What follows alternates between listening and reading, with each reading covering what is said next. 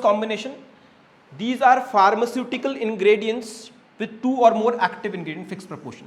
जैसे मैंने आपको बताया अभी आइब्रूफिन प्लस पैरासीटामोल या फिर लिवोसिट्रिजिन प्लस पैरासीटामोल, और ऐसी एंटीबायोटिक के लिए भी हो सकता है, हर चीज़ के लिए हो सकता है, ठीक है ना. Okay, which of the following is a potential benefit of using FDCs. ठीक है, बेनिफिट इसका क्या हो सकता है कि देखो जनरली क्या होता है कि अगर आपको कोई बीमारी हो गई है या आपकी तबीयत खराब है तो what you have to do is eat a lot of medicine, because अगर आप मेडिकल इसमें साइंस में जाओगे तो they also try hit and run trial method कि शायद ये बीमारी हो सकती है, चलो ये गोली खा के देखते हैं.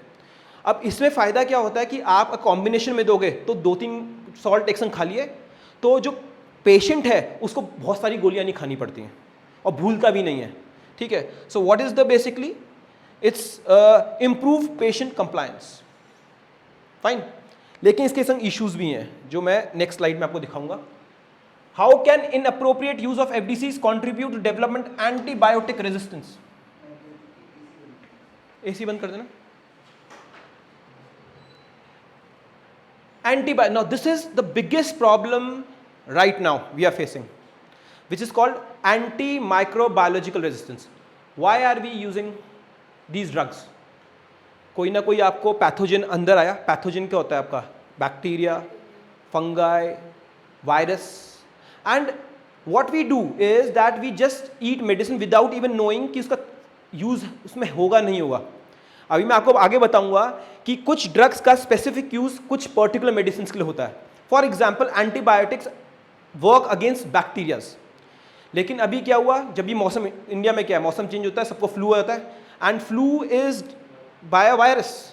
ठीक है, हम लोग क्या करते हैं, वी पॉप एंटीबायोटिक. सबसे आजकल जो चल रही है एजिथ्रोमाइसिन, गला खराब हुआ एजिथ्रोमाइसिन खा ली, लेकिन वो काम नहीं करती है.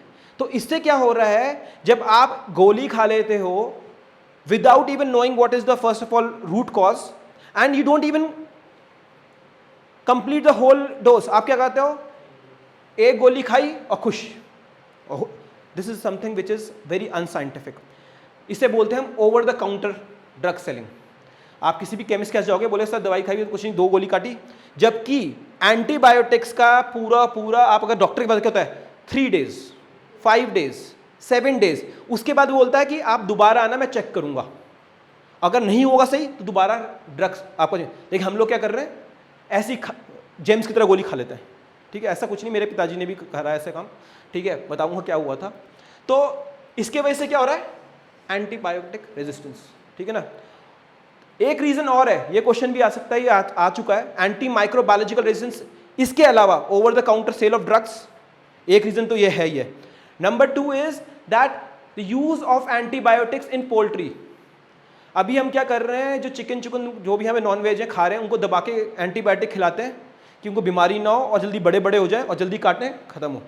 तो वहाँ से भी जो एंटीबायोटिक वो मुर्गी खा रही है वो आपके अंदर में आ रहा है, तो आपको पता भी नहीं आप क्या क्या खा रहे हो. ठीक है ना. द थिंग इज, तो इसके वजह से क्या हो रहा है, इसे बोलते हैं एंटी माइक्रोबायोलॉजिकल रेजिस्टेंस. क्लास सही हो? YouTube is working?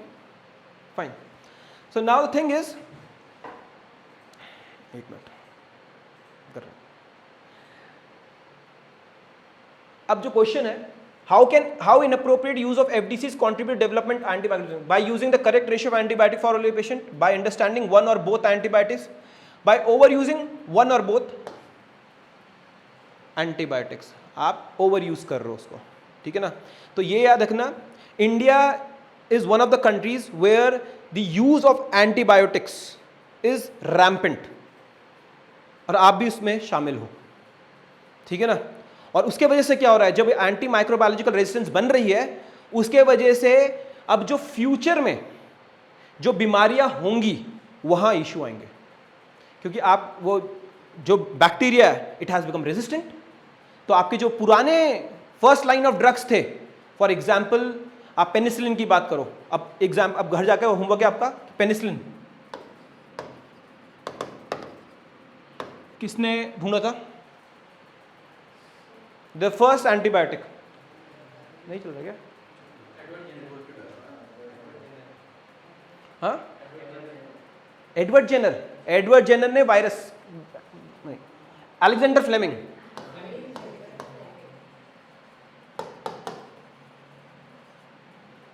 वाईटी देखना आप, सही आ रहा नहीं आ रहा? अच्छा हो गया,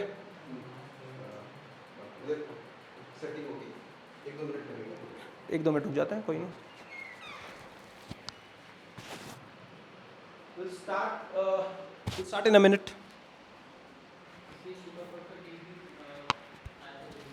सुपर बग, राइट। तो सुपर बग भी वही है। तो आप क्या कर रहे हो कि पॉप कर रहे हो, और सुपर बग क्या है, जैसे बेसिकली छोटी छोटी बीमारियों से आपको अस्पताल जाना पड़ रहा है कि एंटीबायोटिक बन नहीं रहे। अब ये सबसे बड़ा प्रॉब्लम होगा जो आपकी टीबी की है।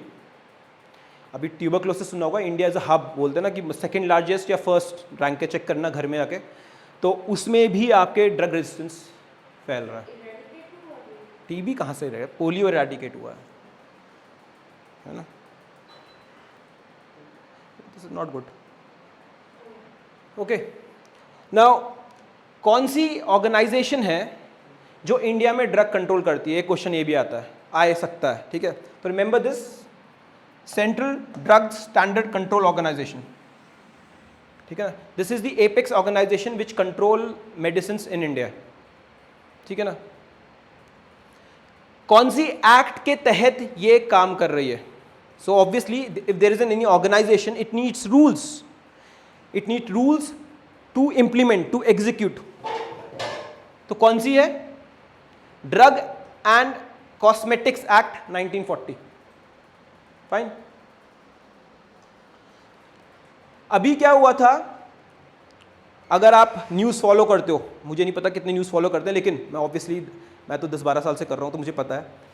एक थी, इसे बोलते हैं Delhi declaration. Remember this, go home and see Delhi, DLHI declaration.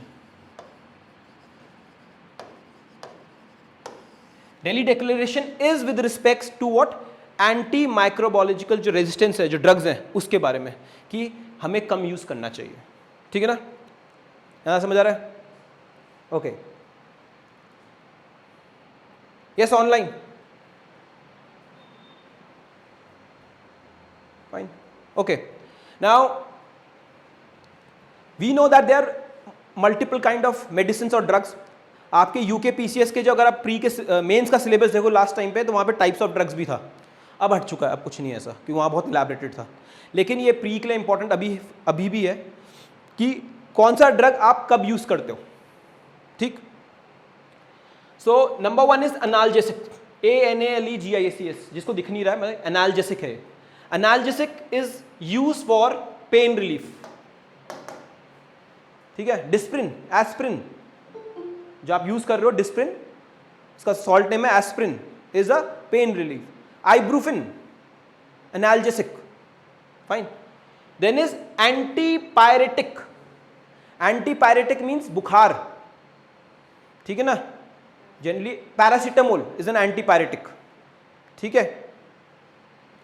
Antibiotic, antibiotics are use against only bacterial infection. जैसे मैंने आपको पेनिसिलिन का एग्जाम्पल दिया, ऐसी दूसरे एग्जाम्पल पेनिसिलिन के अलावा, जो पेनिसिलिन तो क्या सबसे पहला बना हुआ, थ्रोट इन्फेक्शन, स्ट्रेप्टोमाइसिन, ठीक है, गले के लिए होता है स्ट्रेप्टोमाइसिन, ठीक है।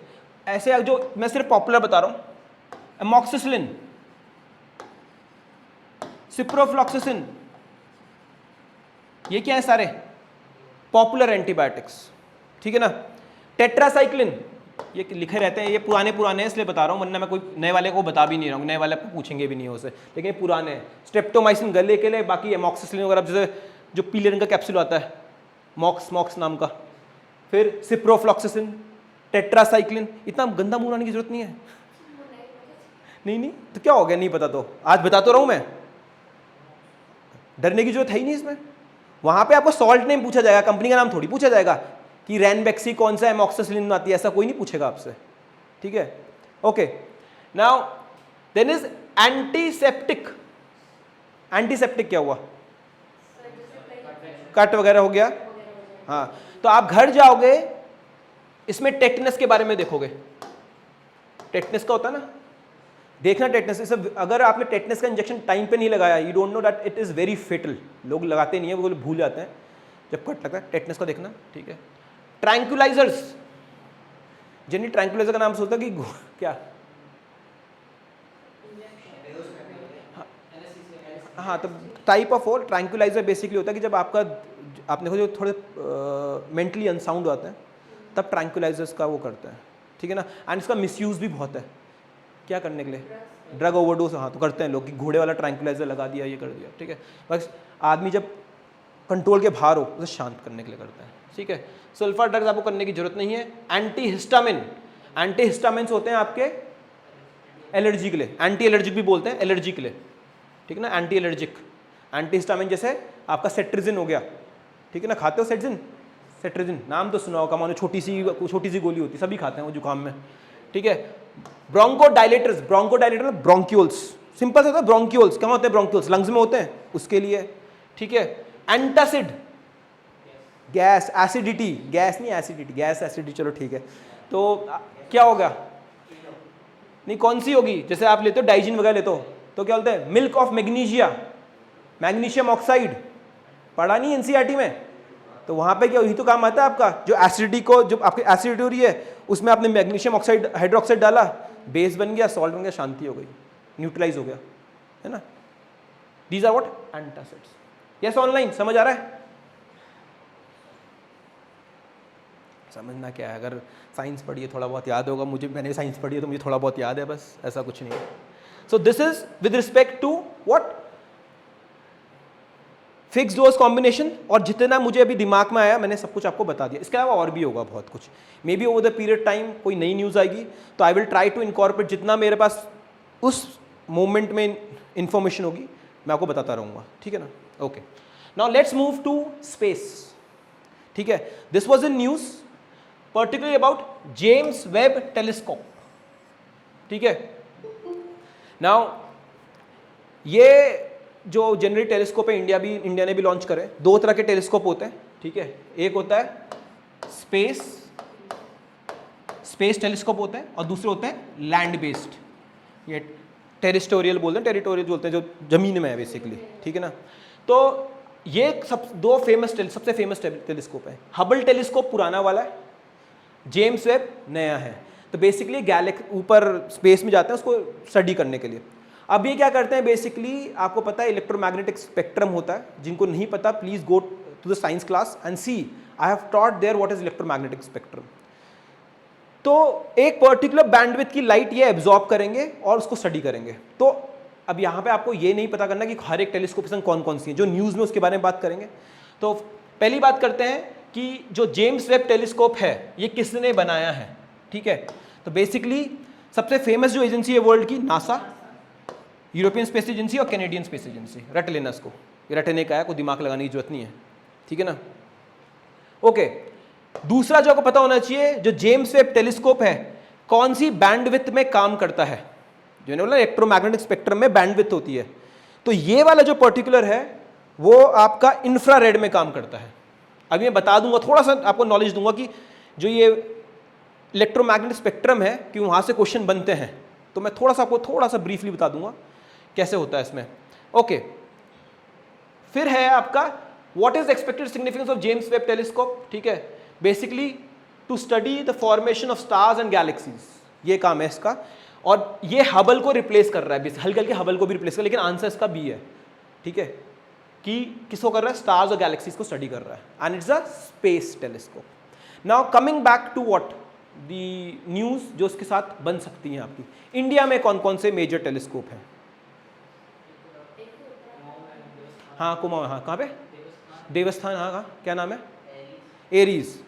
इंडिया में जो सबसे है नैनीताल में आर्यभट्टा वो है ना, हाँ, तो एरीज, ठीक है। इसके अलावा भी हाल फिलहाल में इंडिया ने एक स्पेस टेलीस्कोप भी करा था, उसका नाम क्या, किसको याद है? मेरे दिमाग से भी निकल रहा अभी, ए से है,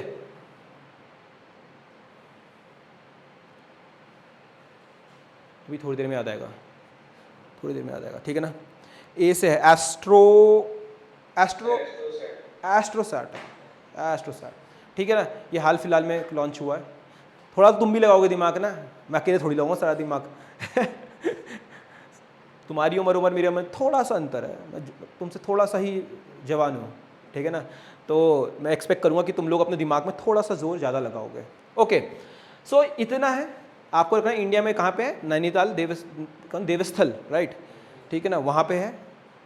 अब हम बात करते हैं इलेक्ट्रोमैग्नेटिक स्पेक्ट्रम की, थोड़ी सी बात करूँगा, ज़्यादा नहीं करूँगा। Now when we talk about electromagnetic spectrum, how do first of all define all these things, और या इसकी पैरामीटर कौन से हैं जब आप इसको डिफाइन करते हो। तो जो साइंस के स्टूडेंट नहीं है तो रट लो, जिसको साइंस समझ आती है पता लग जाएगा कि अगर आप इलेक्ट्रोमैग्नेटिक स्पेक्ट्रम की बात करें, क्योंकि मैं यहाँ पे साइंस नहीं पढ़ा रहा हूँ, ठीक है, एक होता है उसका वेवलेंथ जिसे हम लैम्डा से करते हैं, वेवलेंथ इज लैम्डा, और दूसरा होता है frequency of wave and what and wavelength, that is lambda से उसको हम डिनोट करते हैं, ठीक है। तो अब ये इलेक्ट्रोमैग्नेटिक स्पेक्ट्रम है, ठीक है, तो अगर आप इस साइड जाओगे, हम लोग उसको ऑन अ स्केल बता रहा हूं मैं आपको, तो इस साइड जाओगे विजिबल लाइट से अल्ट्रावायलेट, तो यहां पे increase in frequency and decrease in, अगर फ्रीक्वेंसी बढ़ेगी तो याद रखना लैम्डा दैट इज वेवलेंथ घटेगा।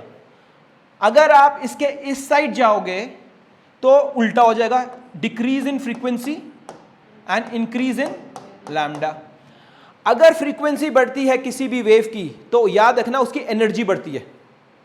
अब एनर्जी का फॉर्मूला होता है, अगर पढ़ना देख लो, ये जनरली साइंस वाले पढ़ते हैं, energy is equal to H nu is frequency only, ये frequency, H is the Planck's constant, नहीं पढ़ना कोई बात नहीं, ठीक है, E is equal energy directly proportional to frequency, basically ये इतना रख लो, कोई बात नहीं, ठीक है, याद रखना एनर्जी।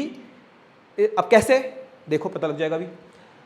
जब विजिबल लाइट से आप अल्ट्रावायलेट, हम बोलते हैं ultraviolet rays are harmful, right, X rays are more harmful and gamma rays are the most harmful, जो आपकी जब रेडियो एक्टिविटी होती है वहां से निकलती है, हैवी जो ये है, तो एनर्जी बढ़ रही है, पेनिट्रेशन उतना ज़्यादा बढ़ रहा है, ठीक है ना।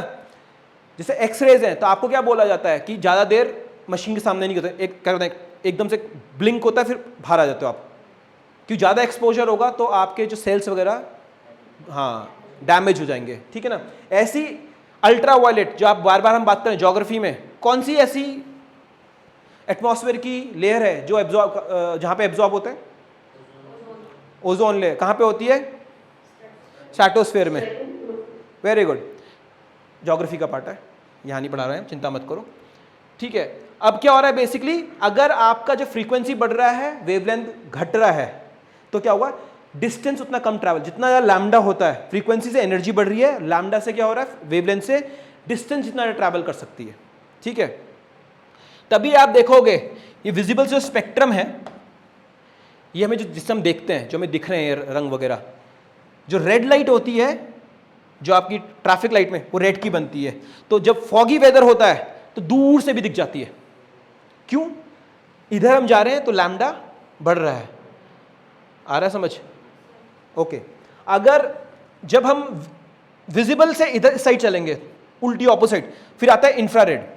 इंफ्रारेड में क्या है, अब फ्रीक्वेंसी कम हो रही है तो ये अब लैम्डा बढ़ रहा है, तो अब यहाँ पे क्या है, इंफ्रारेड का यूसेज क्या होता है बेसिकली, जब हीटिंग इफेक्ट, जब आप कभी आग सेक रहे हो, हीटर सेक रहे हो, तो कौन सी वेव निकलती, इंफ्रारेड। और जब दर्द वगैरह होता है क्या करते हैं, बॉटल वगैरह लगाते हैं या सिकाई करते हैं, इसके में आया समझ, ओके।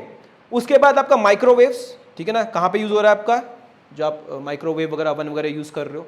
और फाइनली रेडियो वेव्स, ठीक है, जो आपके पूरा मोबाइल फ़ोन वगैरह जो चल रहा है इससे। तो क्यों यहाँ पे डिस्टेंस जो ट्रैवल हो रहा है विदाउट डिस्टॉर्शन बढ़ रहा है। यस ऑनलाइन समझ आ रहा है, यस गाइस। अब आपका होमवर्क जो है, जो ये टाइप ऑफ इलेक्ट्रोमैग्नेटिक स्पेक्ट्रम पढ़ाया है मैंने अभी, अब साइंस में तो पढ़ाया ही है, अगर नहीं जिन्होंने साइंस की क्लास नहीं करी है, जिन लोगों ने शायद एनरोल भी नहीं करा है, आपका होमवर्क है हर एक जो रे का है यूज क्या है ये पता होना चाहिए। अगर ये नहीं पता है यार आउट, क्योंकि क्वेश्चन वहीं से बनेगा। प्लस जो मैंने आपको बताया इसको दिमाग में छाप लेना, कहाँ फ्रीक्वेंसी बढ़ रही है, कहाँ क्या हो रहा है, ठीक, ओके।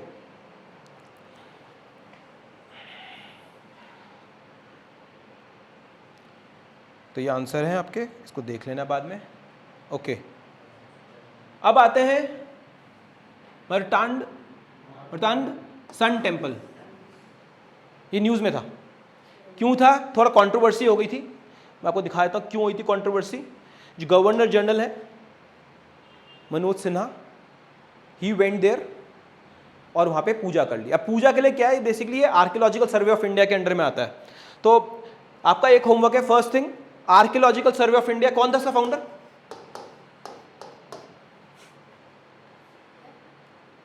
ASI। कब हुआ था फाउंड? नंबर 1। और किसने करा था? Yes, online, anyone? हाँ, अंग्रेज था। कौन था? Atkinson, Alexander Cunningham. क्या बात है, कितना याद है, देख रहा हूँ मैंने हिस्ट्री 8 साल से नहीं पढ़ी है। ठीक है, कब स्टैब्लिश हुआ था ये याद करना है, मुझे वो याद नहीं है। तो इसका फाउंडर तो मैंने बता दिया आपको, अलेक्जेंडर कनिंघम। अब जो ASI ये न्यूज़ में क्यों था? न्यूज़ में मैंने बताया कि वहाँ पे रीज़न ये था, इससे पहले तो जैसे जो मनोज सिन्हा जी थे वो वहाँ पे उन्होंने थोड़ा बहुत वो कर दिया, पूजा वूजा कर ली, लेकिन पार्लियामेंट की रिपोर्ट आई। अब आर्कियोलॉजी सर्वे ऑफ इंडिया 2 तरह से जो प्रॉपर्टीज़ हैं उनके अंडर में उनको क्लासिफाई करता है, नॉन लिविंग एंड लिविंग। ये नॉन लिविंग में आता है, और नॉन लिविंग में पूरा ASI का कंट्रोल है, तो वहाँ पे आप कुछ नहीं कर सकते। लेकिन पार्लियामेंट की जो कमिटी की रिपोर्ट आई कि यहाँ पे पूजा अलाउ होनी चाहिए, ठीक है ना, इसके वजह से न्यूज़ में था। कहाँ पे है ये? कहाँ पे? JNK में, अनंतनाग, ठीक है ना। तो क्वेश्चन जो बनेगा कि किसके लिए सन टेम्पल फेमस है? Yes, anyone? हाँ, लॉर्ड शिवा। ओके, एक मूवी में भी था, कश्मीर फाइल्स में था, राइट, शाहिद कपूर की मूवी थी। कौन सी शाहिद कपूर की मूवी थी? हैदर। कितने प्यार से हैदर थोड़ा जोश से बोलो, हैदर, ठीक है ना, उसमें पूरा गाना वाना हो रखा है, ठीक है। हैदर मूवी में दिखाया हुआ है, ठीक है। किसके रेन में बना था? ठीक है, तो ललित द्वितीय मुक्कपिटा, हाँ, करकोटा डायनेस्टी, ठीक है, ठीक है, ये याद रखना है आपको। तीसरी चीज जो पूछी जा सकती है इसमें, कहाँ पे ये किस पर्टिकुलर आपकी जो राइटिंग है उससे फेमस हो रखा है? रजत रंगनी, राजत रंगनी, राज तिरंगी, सॉरी मेरी थोड़ी प्रोनाउंसिएशन पुराने वर्ड्स की वैसी है, ठीक है। काल्हन, ठीक है ना। ये बहुत पॉपुलर क्वेश्चन है कि किसने लिखी, हमेशा आता है, ठीक है। तो ये आपको इतना याद होना चाहिए। किसी को क्वेश्चन है? Yes, online? अच्छा, हाँ, यस, ओके, नहीं है, फाइन, गुड। हिस्ट्री पढ़ाता नहीं मैं, प्रॉब्लम ये है, हिस्ट्री आर्ट एंड कल्चर, इसलिए नहीं पढ़ाता। एक तो प्रोनाउंसिएशन मेरे से होते नहीं है, और इतनी मेमोरी शार्प नहीं है, वो पवन सर का काम है। Okay, let's move on. Now let's talk about, ये मेरा फोटो है, इससे मेरे से पूछा क्वेश्चन तुम, ग्लोबल रिवर सिटी अलायंस, ठीक है। नाउ ऐसे अलायंसेस बनते रहते हैं, आप अगर जब इंटरनेशनल रिलेशनशिप बनोगे तो हाँ ठीक है, कोलैबोरेट करना है। जैसे आपका SDG क्या है, कोलैबोरेशन चल रहा है कि हमें पूरी दुनिया की भला करना है। उससे पहले MDGs था, याद? MDG कौन से ईयर से कौन से ईयर तक का था? MDG क्या है? मतलब ये MDS इतना तो पता होना चाहिए, सॉरी मेरा एजम्पशन रॉन्ग हुआ था, कभी भी ना सोचता ये तो पता ही होगा, ठीक है। तो MDGs क्या है? बेसिकली UN के अंडर में थे 2001 या 2000 से 15 तक, ठीक है ना। अब SDGs आ गए तो पता ही होगा, ठीक है ना, 16 से 30 तक। तो पूरी दुनिया के लिए कि यहाँ आपको ये 17 गोल अचीव करने चाहिए, ठीक है। MDG में 7 ही थे, 7 या 8 देख लेना घर जाके, पुराने हो गए अब तो बहुत, ठीक है, पता होना चाहिए यार, come on. MDG replace SDG, ठीक है। ये तो पढ़ता भी नहीं कोई अब, लेकिन मैं इसलिए बोल रहा हूँ कि आप पूछ ले MDG में कितने गोल थे, तो पता 7 या 8 हैं, देख लेना घर जाके। और मैं पढ़ाने वो आया भी नहीं था। लेकिन ग्लोबल रिवर सिटी अलायंस, तो अभी क्या हुआ था लास्ट ईयर, COP, कॉप बताया था, conference of parties. Climate change में एक स्पेसिफिक टेक्निकल टर्म बना रखा है, जहाँ पे पूरी इंटरनेशनल जितनी कंट्रीज हैं आपकी, all the comity of Nations gather together talk about climate change. तो दुबई गए थे बात करने के लिए, ठीक है। तो उसको हमने कौन सा COP 28, 28 है शायद, 27 है, चेक कर लेना, 77 28 28 है यार, कन्फ्यूज़ कर आते हैं बच्चे ना, यार मैंने तो 27 पढ़ा, 28 पढ़ा था, ठीक है। तो वहाँ पे ऑन द साइड लाइन्स जो इंडिया का पंडाल था वहाँ पे ये साइन हुआ है। पंडाल इन सेंस ऑब्वियसली हर एक कंट्री का अपना अपना वहाँ पे वो रहता है। तो रिवर सिटी अलायंस इंडिया का इनिशिएटिव है, इंडिया का इंडिजिनस, जहाँ पे इंडिया के अंदर जो अलायंस, जो हमारी जितनी भी मेजर रिवर्स हैं उनका अलायंस करने का था कि ऐसे क्यों है, इसका बेसिकली काम क्या है। Okay, to ideate discuss exchange information for sustainable management of urban rivers. तो आप क्या कर रहे हो, जितनी भी इंडिया में मेजर रिवर्स हैं, अर्बन एरियाज जा रही हैं, उनको कैसे हमने सस्टेनेबली मैनेज करना है, गंदगी नहीं होनी चाहिए, पोल्यूशन नहीं होना चाहिए। अब ये इंटरनेशनल लेवल पे जा रहा है, तो उसका आगे वर्ड क्या यूज हो गया, ग्लोबल, ठीक है। कहाँ पे हुआ ये स्टार्ट, COP28 दुबई, ठीक है। Which countries river city alliance served as an inspiration, कौन सी है, डेनमार्क, इंडिया, जापान, नेदरलैंड्स, किसकी है, तेज बोलो। अरे क्या हो गया भाई, अभी तो बताया इंडिया, डेनमार्क क्यों होगा, क्या तुक्का मार रहे हो यार, अभी बताया कि रिवर सिटी अलायंस इंडिया में बनाया, उसे ग्लोबल लेवल पे लेके इसलिए ग्लोबल वर्ड यूज कर लिया। सोचो फिर बोलो, अगर तुक्का भी मानना थोड़ा दिमाग ला के भरो, ठीक है ना। ओके, तो इंडिया का ये है, ठीक है, इनिशिएटिव जो ग्लोबल लेवल पे जा रहा है। Okay, how many countries are currently part of the global, देख लेना, मैं आपसे शायद 9 है, जितना मुझे ध्यान है 9 है, सारी कंट्री रटनी नहीं है आपने, ठीक है, 9 है, ठीक है। ये इंपॉर्टेंट है, which organisation will take the role of secretariat, कौन बनेगा। अब ना इंडिया का इनिशिएटिव है, तो इंडिया की कोई ऑर्गेनाइजेशन है जो उसमें काम करेगी, ठीक है, तो कौन सी है, मिनिस्ट्री ऑफ जल शक्ति और national institute of urban affairs. तो ए आंसर है इसका, सॉरी 2 मिनट, कहाँ पे, अगर सिर्फ मिनिस्ट्री की बात करें तो आंसर का वैसे बी है, national institute of urban affairs के अंदर आता है, किसके, ministry of housing and urban affair.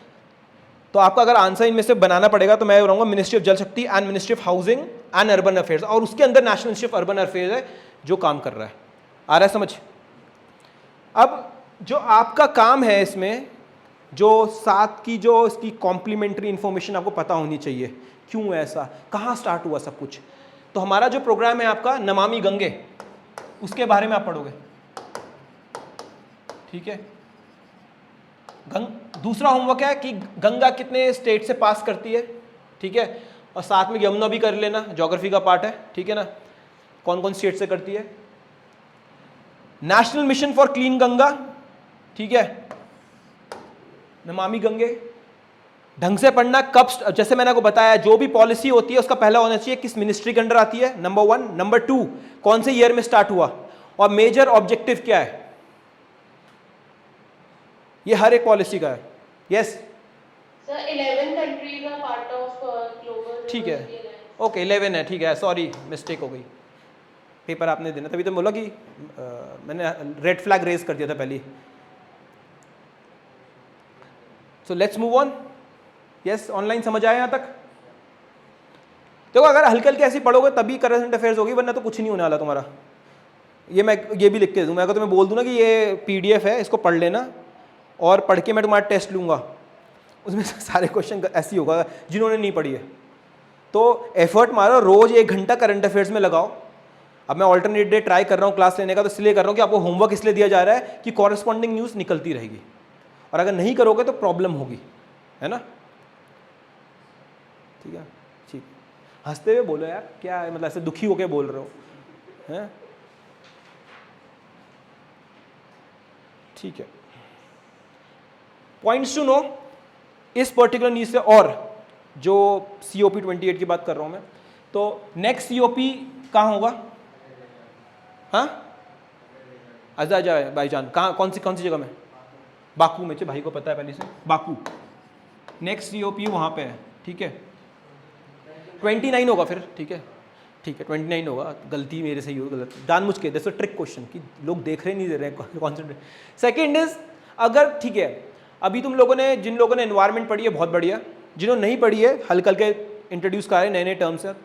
सो आपको ये पता होना चाहिए, पहला जो एक तो क्योटो प्रोटोकॉल का होमवर्क दिया था मैंने आपको लास्ट टाइम, ठीक है, फिर मैंने बोला था पेरिस क्लाइमेट चेंज कौन सा COP था, बिकॉज एग्रीमेंट हुआ था पेरिस क्लाइमेट, उसमें सीओपी में पेरिस में एग्रीमेंट हुआ था, ठीक है ना, जैसे पेरिस एग्रीमेंट बोलते हैं, उसमें एक नया टर्म बाहर आया आपका जिसे हम बोलते हैं INDC, intended nationally determined contribution. क्योंकि जो ऑब्जेक्टिव है कि within the turn of the century, जो आईपीसीसी, ये भी लास्ट टाइम बताया था मैंने आपको, होमवर्क दिया था, इसकी रिपोर्ट के अनुसार inter government panel for climate change, कि अगर हम लोग इसी तरह चलते रहे तो 2 डिग्री हम पार कर जाएंगे प्री इंडस्ट्रियल लेवल पे। अब जो पूरी जो ये सीओपी कॉन्फ्रेंस होती है वो उसका ऑब्जेक्टिव ही यही है कि ग्रीन हाउस गैसेस कैसे कम करी जाए, ठीक है। तो अब क्या किया, पेरिस में जब हुआ तो उन्होंने बोला कि सबको बोला कंट्रीज को कि अपना अपना कंट्रीब्यूशन कितने तुम क्या करोगे, तो उसे क्या बोलते हैं हम, इंटेंडेड नेशनली डिटरमाइंड कंट्रीब्यूशन। आपका होमवर्क यह है कि जो पेरिस में इंडिया ने आईएनडीसी कमिट किया है वो क्या क्या है, ये आपको घर जाके देखने हैं।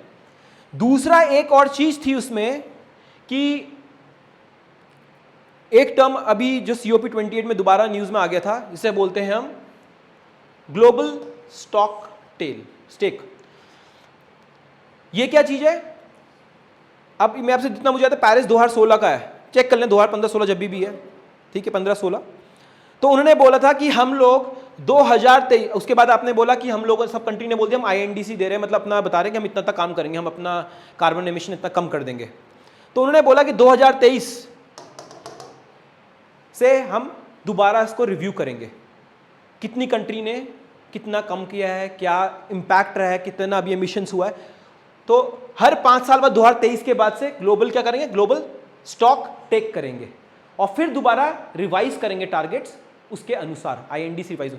तो अभी 2023 में हुआ, फिर आपका 2028 में होगा, राइट। तो 2000 पेरिस में तो देख लेना, अगर इंडिया ने क्या 2023 में अपने जो आईएनडीसी में कुछ चेंजेस करे, ये भी चेक करोगे आप, करे हैं, इसलिए बोल रहा हूं चेक करना आप, ठीक है ना। 2023 या 22 में कर दिए थे दोबारा चेंज, तो पेरिस में कितना करा और चेंजेस क्या आए थे, फाइन। यस, ऑनलाइन समझ आ रहा है, ओके। क्योंकि जो टारगेट है वो है 2050 में 0 नेट एमिशंस, ठीक है ना, मतलब कार्बन न्यूट्रलिटी आ जानी चाहिए, ठीक है। इंडिया का वो ट्राई कर रहे हैं, इंडिया डेवलपिंग कंट्रीज को थोड़ा सा रिलैक्स करें कि इंडिया ने बोला 2070 तक हो जाएंगे, हाँ, लेकिन ये जनवरी 2050 का टारगेट मान के चल रहे हैं, लेकिन होगा नहीं, वो पक्का है। क्यों करें हम काम, अभी तो हमारे घर में गाड़ियाँ आई हैं, तुम 100 साल से गाड़ियाँ चला रहे हो, हमारे पास अभी आई, हम तो हमें बोल रहे गाड़ियाँ मत चलाओ, अभी एसी लिया, बोल रहे एसी बंद कर दो, यही तो बात हो रही है। और ये अभी इस बार हुआ भी, अभी अगर तुम देखोगे अपर पीसेस के इंटरव्यू चल रहे हैं, तो हम लोग काफ़ी लोगों के इंटरव्यू ले रहे हैं, तो we have lot of students. तो उसकी एक ट्रांसक्रिप्ट में ये लिखा हुआ था, एक पर्टिकुलर पैनल है, मैं नाम नहीं लूँगा कौन से पैनल में बोला, तो उससे क्वेश्चन ये पूछा गया कि आप what are reviews about climate change, number 1। Number 2, do you think it's a propaganda by the developed world to control the developing world. कुछ लोग ये भी मानते हैं, they call climate change hoax. अगर आप ट्रम्प की स्पीचेस देखोगे, he call climate change as a hoax. तो ये क्वेश्चन वहाँ इंटरव्यू पूछा गया था, वो ओपिनियन है, लेकिन आपको नहीं लेनी है, इसलिए होक्स है, प्लीज़ मत लेना, ठीक है। आप लोग आराम से गाड़ी वगैरह शेयर करा करो, पंखे कम चलाया करो, कम पानी में नहाया करो, नहाया मत करो, मैं तो बोल रहा हूँ, क्यों नहा रहे हो, ठीक है ना, पानी कम यूज़ करो ना, मैं कर सकता हूँ, ठीक है ना, मेरे लिए अलाउड है, ठीक है, तुम लोगों की बात कर रहा हूँ। क्यों यूपीएससी एस्पिरेंट को ज़्यादा फर्क पड़ता है, ज़्यादा वो पढ़ते हैं ना, हर एक रिपोर्ट आती है बेचारों को पढ़नी पड़ती है।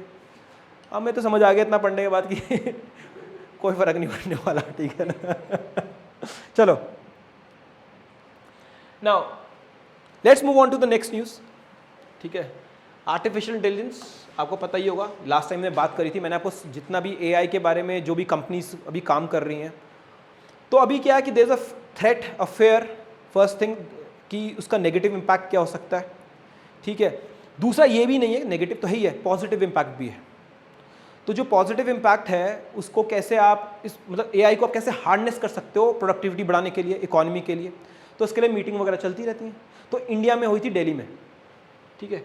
तो global partnership on artificial intelligence, ये दिसंबर में एक मीटिंग हुई थी और उस टाइम पे मोदी जी ने इनॉग्रेट किया था इसको, ठीक है। ओके, तो इसका फर्स्ट प्राइमरी गोल क्या है, global partnership on artificial intelligence, ठीक है, to promote responsible development and use of AI. Simple सा है, बाकी तो आप नेगेटिव ही हैं, to promote the unrestricted development नहीं, अनरिस्ट्रिक्टेड तो हो ही नहीं सकती क्योंकि इतने लोग इसके अगेंस्ट भी आ रहे हैं, राइट, नंबर 1। दूसरी चीज आपको पता होनी चाहिए इसमें, व्हेन इट वाज लॉन्च्ड, ये दिस इज इंपॉर्टेंट, जितना मुझे याद है जून 2019, ये चेक कर लेना, या इन दोनों में से 18 तो नहीं है, 21 नहीं, इन दोनों में से एक है, ठीक है। तो आपको पता होना चाहिए कि कब स्टार्ट हुई थी। India was one of the founding members of this, remember this also.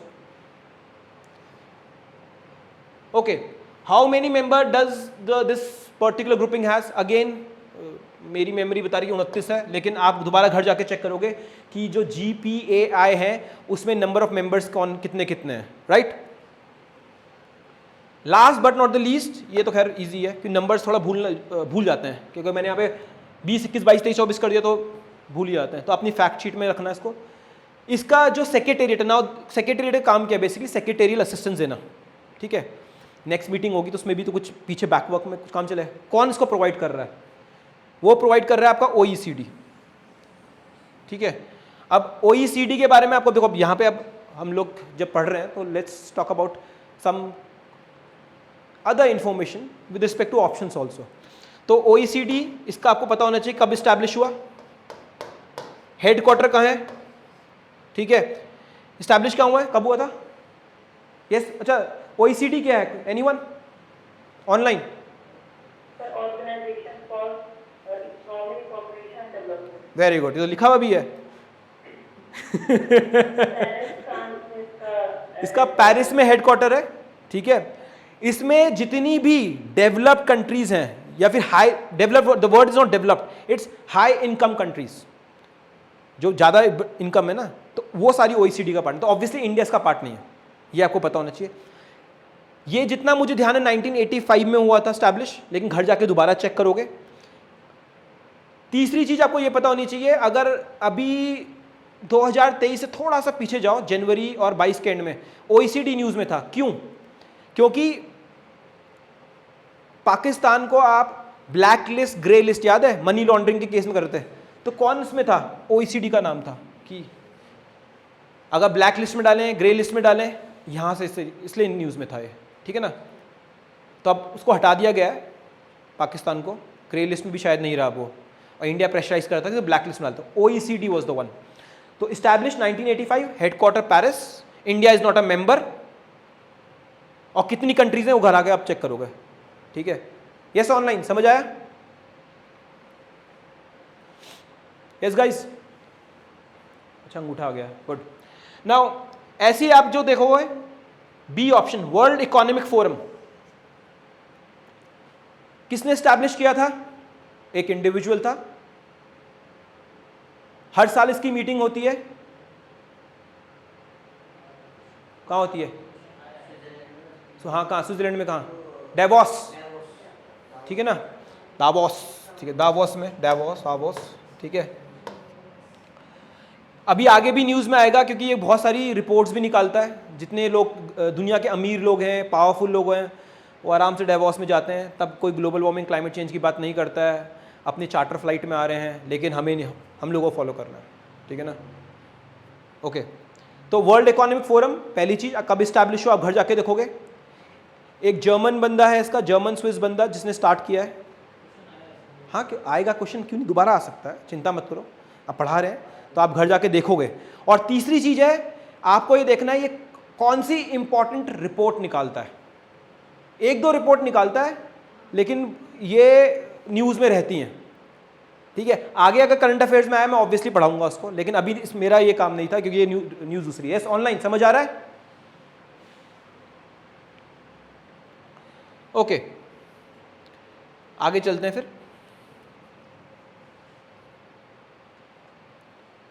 ये आंसर्स हैं उसके, ओके। अब ये न्यूज़ जनरली इतनी इंपॉर्टेंट नहीं होती है, लेकिन मैंने ज़बरदस्ती डाली हुई है, क्यों, सिर्फ इसके लिए कि रोड सेफ्टी के ऊपर कौन रिपोर्ट निकालता है, इसलिए डाली है मैंने, ठीक है। WHO, world health organisation, one of the specialised agencies of the UN, right. Now बाकी तो मैंने फिर जानबूझ के डाली भी न्यूज़, ज़रूरत भी नहीं है खैर, ठीक है। क्योंकि अगर आप देखोगे इंडिया में काफ़ी फर्टिलिटी रेट हाई रहता है, लोग एक्सीडेंट में मरते हैं, घर से निकले एक्सीडेंट में मर गए, तो इंडिया में हैं इश्यूज़, ठीक है। और बार बार जब कभी कोई एक्सीडेंट होता है तो आप न्यूज़ में देखते हो कि हाँ सरकार ने ये इनिशिएटिव लिए हैं, वो लिया है। तो अगर बाय चांस, मैं नहीं मानता इससे न्यूज़ में कोई वो आएगा, लेकिन हाँ ये आ सकता है कि रोड सेफ्टी रिपोर्ट कौन निकालता है। दूसरी चीज़ है highest percentage road traffic death कहाँ होते हैं, तो देखो ऑब्वियसली या अफ्रीका बोलोगे या साउथ ईस्ट एशिया बोलोगे, साउथ एशिया बोलोगे, तो साउथ ईस्ट एशिया का आंसर है, याद रखना। सबसे ज़्यादा फर्टिलिटी यहाँ पे होती है, ठीक है। What was the trend in road traffic fertilities in India, तो इंडिया में घटी नहीं है, इंडिया में बढ़ी रही है। इसलिए हेलमेट पहन के चलाया करो, हीरो बनने की जरूरत नहीं है। मैं देखा था उस दिन बिना हेलमेट के, कि तुम्हारा ऐसा कोई था, तेज़ भगा रहा था, ठीक है। जल्दीबाजी मत करना, मुझे पता तुम क्लास लेट इसलिए आते हो, फिर तेज़ भगाते हुए आते हो, इसलिए आराम से आया करो, ठीक है। मजाक कर रहा हूँ यार, नहीं देखा, डर गया सही में, ठीक है। 15% increase. Now the thing is, India में कौन सी कमिटी बनी है जो काफ़ी न्यूज़ में रही है। अगेन आई डोंट बिलीव यहाँ से आएगा, पुरानी कमिटी है, लेकिन आप याद कर लो, सुंदर कमिटी थी, किसी ज़माने में 2011-12 में बनी थी जब हम, तो सुंदर कमिटी की रिपोर्ट है कि हाँ भाई कैसे आप जो ये रोड फर्टिलिटीज़ हैं कैसे कम कर सकते हो। आप लोग तो हेलमेट पहनो, बस इतना करो, कम से कम सर तो बचेगा, बाकी ठीक है, क्या फ़र्क पड़ रहा है। ओके, यस ऑनलाइन, यहाँ तक समझ आया? Yes, any queries? Second thing मैं ये बोलूँगा, इसको ना लाइव देख लेना, मैं इसकी गारंटी नहीं दे रहा, ये रिकॉर्ड नहीं हो रहे सेशंस, पहले ही बोल दिया मैंने, ठीक है। ये मत सोचना कि मैं बाद में जाके देखूंगा, PDF मैं शेयर कर दूंगा, लेकिन ये कोई क्लासेस YouTube में हो रही है, कुछ क्लासेस मैं शायद रिकॉर्ड नहीं करूंगा। ये हमारी वो है क्या, IP क्या बोलते हैं, इंटेलेक्चुअल प्रोप्राइटरी है, तो मैं नहीं चाहता कि ऐसी स्प्रेड हो जाए, मजाक कर रहा हूँ यार, लेकिन हाँ रिकॉर्ड सारी नहीं होंगी, अभी बता दूँ तो। और ये रीज़न भी यही है कि आप लोग अटेंटिवली इस क्लास को देखो, बाद में ऐसे ना हो कि हाँ कि सर वो वीडियो का है, मैं पहले नहीं दूंगा, रिकॉर्ड ही नहीं हो रहा, कहाँ से होगा, ठीक है। ओके, ई सिगरेट्स काफ़ी पॉपुलर हैं, खासकर जो सुट्टा मारते हैं, ठीक है। हंस क्यों रहा है? हाँ वोट काले हैं, दिख रहा है। तो लोगों ने क्या करा, बीच में ये ई सिगरेट्स आने लगी, ठीक है। They are banned in India, remember this, अगर पूछा जाए they are banned in India, Chinese product है। अब जो अजम्पशन था that they are safe, but the thing is they are not safe at all, in fact they are more harmful. क्योंकि जो आपका सिगरेट से जो सबसे ज़्यादा पंगा होता है, टार से होता था, जो आपका खांसी टार ना जम जाता था छाती में, जो आपके ऐड में भी दिखाते हैं। हाँ, इसमें टार नहीं होगा, लेकिन इसमें और हार्मफुल केमिकल्स भी हैं, ठीक है। जो इसके दूसरे नाम है पूछ सकते हैं, एक है वेप, ई हुक्कास भी बोलते हैं, वेप भी बोलते हैं, वेपिंग बोलते हैं, वेपिंग, ठीक है। या फिर टेक्निकल नाम है एंड्स, ठीक है। अब एंड्स का फुल फॉर्म क्या मैं याद करने की कोशिश कर रहा हूँ, ठीक है। ये तो निकोटीन है, रोब याद, यस कोई है इसे याद है? इलेक्ट्रॉनिक निकोटीन डिस्ट्रीब्यूशन सिस्टम, नहीं डिस्ट्रीब्यूशन नहीं है, डिलीवरी सिस्टम, एंड्स, ठीक है ना। तो बहुत लोगों ने सिगरेट छोड़ी और ये पकड़ लिया, फिर इसको हुकअप हो गया, क्यों? Because primary addictive substance is nicotine, not caffeine. Cigarette में निकोटीन होता है, कैफीन कॉफ़ी में होता है, जिसका मैं एडिक्ट हूँ, ठीक है। Okay, which is not mention as a potential harmful substance. अब ये क्वेश्चन इसलिए बनाया गया है कि आपको पता लगे कि इसमें और हार्मफुल केमिकल्स भी हैं। तो इसमें कार्बन मोनोऑक्साइड नहीं निकलती, कार्बन मोनोऑक्साइड होगी तो आदमी वैसे ही मर जाएगा, ठीक है ना, ठीक है। नेक्स्ट क्वेश्चन में अभी दिमाग में अभी आया, आपको पता होगा कि जनरली जब लोग सुसाइड करते हैं, एक सुसाइड करने का तरीका है कि कार खोल लो और शीशे बंद कर लो, और जो पाइप है उसका वो जो आपका एग्जॉस्ट है उसके पाइप के थ्रू आप अंदर डाल देते हो, कार को बंद करके चेंबर बना के। या फिर अगर आपने देखा होगा कि अगर जब मुंबई में फ्लड्स हुए थे बहुत सारे लोग कार में मर गए, पता है क्यों हुआ? कार्बन मोनोऑक्साइड रिलीज होती है, ठीक है। कार्बन मोनोऑक्साइड क्यों फेटल होती है, ये क्वेश्चन बनता है साइंस एंड टेक में। नम कर देती है, असली क्या एग्जाम में ही थोड़ी आएगा।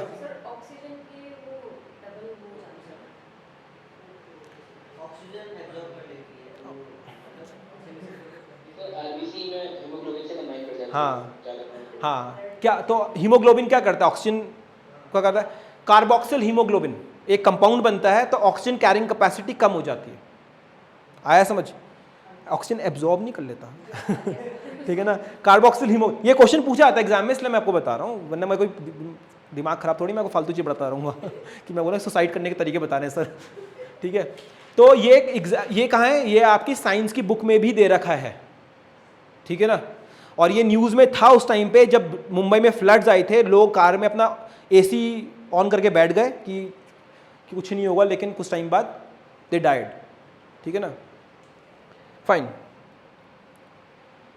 तो what is the term use for electronic cigarettes? It's what? Vaping.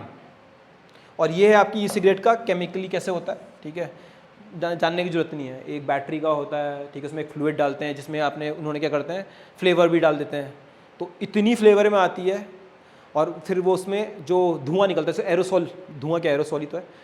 लोग सोचते हैं कुछ हो नहीं रहा, लेकिन बहुत कुछ हो जाता है, ठीक है।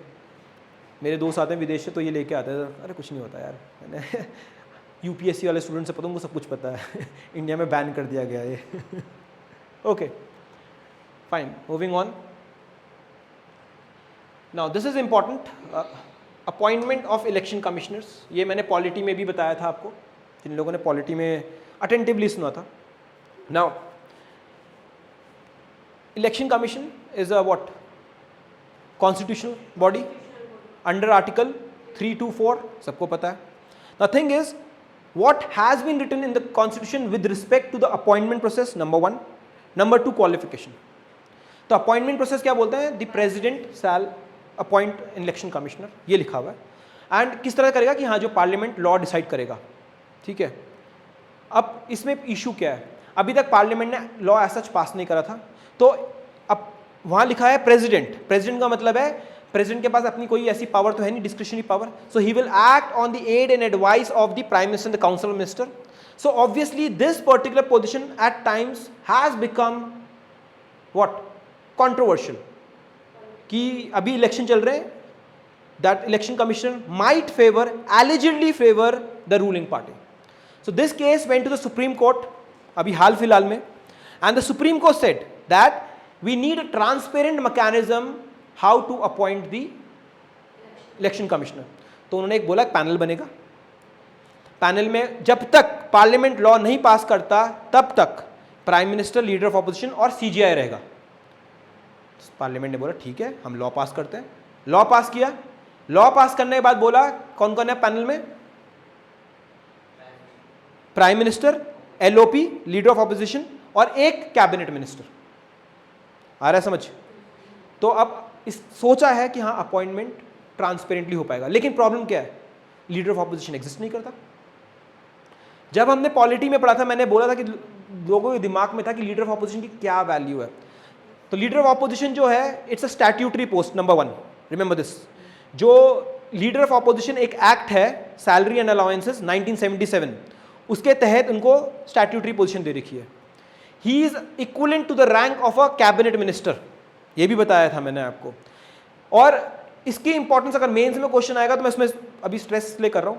तीसरा यह है कि आप बहुत सारी ऐसी पोजीशन देखोगे, खासकर स्टैट्यूटरी या कॉन्स्टिट्यूशनल, जहां पे आपने एक पैनल बनाया हुआ है और एलओपी को रखा हुआ है, जैसे कि एक तो ये हो गया, दूसरा लोकपाल में बताया था मैंने आपको, तीसरा सीवीसी में भी बताया था मैंने आपको, ठीक है ना। और ऐसे थे, लेकिन जो इंपॉर्टेंट है उसकी बात बता रहा हूं मैं आपको, ठीक है ना।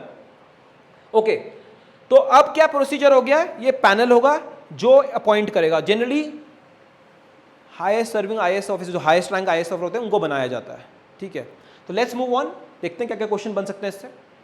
Article 324, the appointment of the chief election commission, other election commission shall be done as per description of the president. No, the law made by the parliament, जो अभी लॉ पास किया गया है, ठीक है ना, आगे समझ। थोड़ा हाँ ऐसे हिलाया करो गर्दन वगैरह यार, मतलब क्या है ऐसे स्टिल बैठ जाते हो, पता ही नहीं लगता हो क्या रहा है, ठीक है।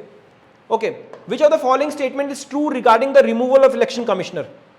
नाउ जो रिमूवल प्रोसेस है अभी क्या है, देखो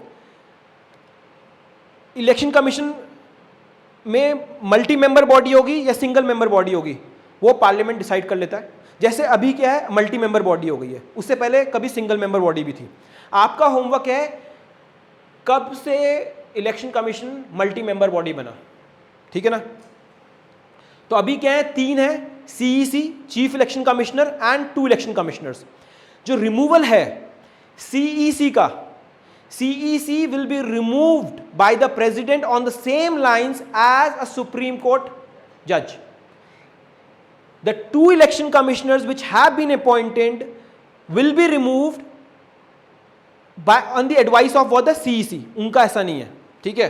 तो यहां आंसर होगा both the CE and other CEC can be removed by the same manner. नहीं, only CE is protected. हाँ ये रहा, only the CEC is protected from the removal while other ECs can be removed by the government on the recommendation of the CEC.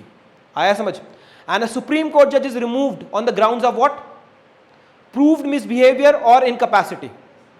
ये polity का part है, मैं यहां नहीं पढ़ा रहा हूं उसको, ठीक है ना। और अगर ये नहीं पता तो फिर पॉलिटी रिवाइज करो घर जाके। ओके, एक होमवर्क आपका अभी प्रेजेंट CEC कौन है देख लेना। Okay, what is the qualification? Now what does the constitution says about the qualification? Qualification नहीं है mentioned, पार्लियामेंट डिसाइड करता है, ठीक है। The constitution has not prescribed any specific qualification. Remember this. जो आप देखते हो तो क्या बोलते हैं हम, 65 65 years और 6 years, यही तो लिखा हुआ है उसमें, बाकी क्वालिफिकेशन ऐसा कुछ है नहीं। कहाँ लिखी है क्वालिफिकेशन, बताया था ना। उसके अलावा according to the proposed bill, who will be the chairperson of the selection committee? Yes, the president. Yes, the prime minister. Prime minister जो होगा वो हेड करेगा उस सिलेक्शन कमिटी में, prime minister, LOP and cabinet minister, ये है। उसका head कौन कर रहा है, PM कर रहा है। लेकिन उससे पहले क्या है, सिलेक्शन पैनल होगा कि आपको बनना चाहिए CEC, इसको बने, तो वो जो एक पूरी लिस्ट बनेगी जिसमें सिलेक्ट होगा, तो उसके लिए एक पहले क्या है, सर्च कमिटी, ठीक है। सर्च कमिटी क्या करेगी, जितने भी सीनियर IAS ऑफिसर या जितने भी लोग एलिजिबल लगते हैं उनको, उनकी एक लिस्ट बना देगी। इस लिस्ट जो इस सर्च पैनल का हेड कौन करेगा, सिंपल सा यार, रट लेना इसको, कुछ ऐसा नहीं। पहले कैबिनेट सेक्रेटरी था, अब कैबिनेट सेक्रेटरी को हटा के उन्होंने minister of law and justice कर दिया। Yes, online.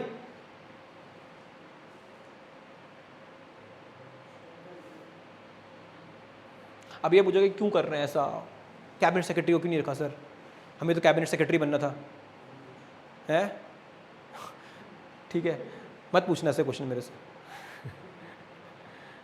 किसी का कोई क्वेश्चन है पूछ सकते हैं online, else I will move on to the next news. Yes, अंगूठा दिखा दो मुझे। हाँ बोलो बोलो।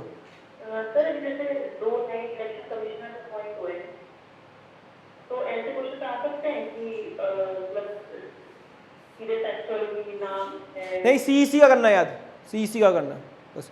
ऐसे तो आप बोलोगे 10 इंफॉर्मेशन कमिश्नर ही बने हुए हैं, तो जनरली अगर चीफ इंफॉर्मेशन कमिश्नर कौन है अभी, लेकिन 8-10 वो रटने की जरूरत नहीं है, जनरली नहीं पूछे जाते हैं। अगर आपके अंदर हाँ अगर है इतनी मेंटल कैपेसिटी सबको रटने की तो कर लो, मैं तो अवॉइड करता। देखो कॉस्ट बेनिफिट एनालिसिस का गेम है यहाँ पे। The thing is the pre paper is about qualifying.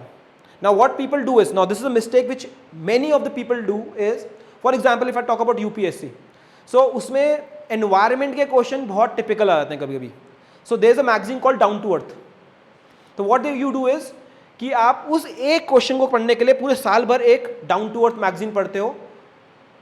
क्या करना है आपको, एक अगर होगा भी तो एक क्वेश्चन गलत होगा ना, तो उस चक्कर में आप अपना पूरा स्टैटिक, पॉलिटी, हिस्ट्री सब उतना टाइम वहाँ लगाओ। Here also if you talk about this particular paper, you are not here to secure what the first rank, there is no ranking system first of all, you don't have to score 150 on 150, you just have to qualify। तो आप अपने अगर supposedly आप ये time जो ऐसे question है जहाँ पे आपको ये ऐसे नाम एक क्वेश्चन आएगा, अगर आ भी गया चलो उसे छोड़ सकते हो। इतना एफर्ट अगर आपका पॉलिटी, देखो अगर आपकी स्टैटिक पॉलिटी रॉन्ग हो रही है, स्टैटिक हिस्ट्री रॉन्ग हो रही है, स्टैटिक ज्योग्राफी रॉन्ग हो रही है, स्टैटिक एनवायरमेंट रॉन्ग हो रही है, you are out of the game, simple as that. वो चीज आप गलत नहीं कर सकते, वो बड़ा पाप है। और इन एक आध क्वेश्चन के लिए आप पूरा पूरा एनर्जी लगा रहे हो, I think it's not a viable strategy, it's not a practical strategy. Getting the point? तो तभी इतना पढ़ाया जाए, उतना पढ़ लो यार, है ना। प्ले स्मार्ट, मेंस में करना जितना दिखाना अपना दिमाग, देखते हैं कितना दिमाग लोगों के अंदर। प्री तो निकाल, बस प्री निकालो और भूल जाओ, कोई ज़्यादा दिमाग नहीं, जरूरत नहीं है इसमें। Okay, moving on, let's move on to the most popular article these days, article 370। ठीक है, so as you know article 370 हट चुका है। ठीक है, what was the date? Movie देख ली आर्टिकल 370? इतना खुश हो गए, कैसे याद है? क्या हुआ रास्ते में, तुम भी थे जुलूस में? ऐसे अमित शाह जी की जी बोला, गुड, रिस्पेक्टफुली बात करो, आपसे बड़े हैं। ठीक है, ओके, आर्टिकल 370, 5 अगस्त ईयर, ये सबको रटा हुआ है भाई। ठीक है, वेरी गुड। ठीक है, सो एक्ट पास हुआ, ठीक है ना, JNK reorganisation act, and JNK is no more a state, special status हट चुका है। स्पेशल स्टेटस के लिए 2 आर्टिकल थे, one was article 370 and other was article 35A। अब दोनों एग्जिस्ट नहीं करते हैं। Now if you talk about the constitution, इस चीज को हम बोलते हैं क्या? एसिमेट्रिक फेडरलिज्म, बाद में बताता हूं, लेकिन अभी हम इस फोकस करते हैं इस आर्टिकल 370 के ऊपर। तो आपको क्या क्या पता होना चाहिए? First is the day and the year when it was removed, then second thing is it has been what, JNK and Ladakh are now 2 union territories. ठीक है ना, JNK has become one more state, one more union territory which has its own high court, other is Delhi, so they have 2 union territories which have their own high court now, पता है ना। ठीक है, अब क्या होता है वहां पे, मतलब आपने अब लेजिस्लेटिव असेंबली हटा दी, तो अब क्या, जो अब इलेक्शन हो रहे हैं किसके लिए होते हैं वहां पे, क्या बोलते हैं इनको? DDC, डिस्ट्रिक्ट लेवल पे कर रहे हैं ना, तो कुछ एक टर्म यूज करते थे ना कि हाँ डिस्ट्रिक्ट लेवल के कुछ वो, हाँ तो DDC था, DDC था, कुछ ऐसा था। होमवर्क है कि देखना कि हाँ वहाँ पे आप पूरे स्टेट लेवल पे इलेक्शन तो हो नहीं रहे, लेकिन वहाँ पे क्या हो, डिस्ट्रिक्ट लेवल पे करे जा रहे हैं। हाँ हुए थे, राइट। ठीक है, ओके। सेकेंड चीज है article 35A which gave special status to the people, the residents of JNK। Outsiders were not allowed to buy land. जो इतनी भी जॉब्स थी वो सारी की सारी वहीं के लोगों को मिलती थी, अब वो भी हट चुका है। ठीक है, अब आप भी खरीद सकते हो, ले लेना 200 गज 100 गज। ठीक है, नहीं चलो कोई नहीं, बहुत भाई के पास बहुत जमीन है। ठीक है, okay. Which of the following statement is true about the special status of Jammu and Kashmir under article 370? JNK had no separate constitution, नहीं। JNK enjoyed less autonomy compared to other states, nahi, it was given a special status. Union government did not need approval from the state government to apply laws in JNK, nahi. You need the permission of the legislative assembly, कोई भी law नहीं लगता था। ठीक है, last JNK had its separate constitution, yes, ये था। Which of the following rights was provided to the permanent residents, जो under article 370, जो article 35A की बात भी कर रहे हैं, जो which defined who will be what permanent resident, क्या एंजॉय करेंगे? Right to employment under central government, right to acquire immovable property in any state of India, right to settlement in any JNK, और कौन सा बचा? Right, तो basically ये हो गया C।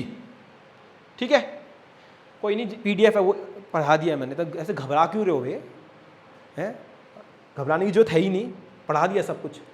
Which of the following schedules of the constitution was not applicable to the state of JNK before abrogation? Now this is something what we say is, अगर आपने पॉलिटी पढ़ी है और अभी जो मैंने बताया, 3rd schedule, 4th schedule, 5th schedule, 7th schedule, कौन सा शेड्यूल नहीं लगेगा अगर 370 भी होता तो?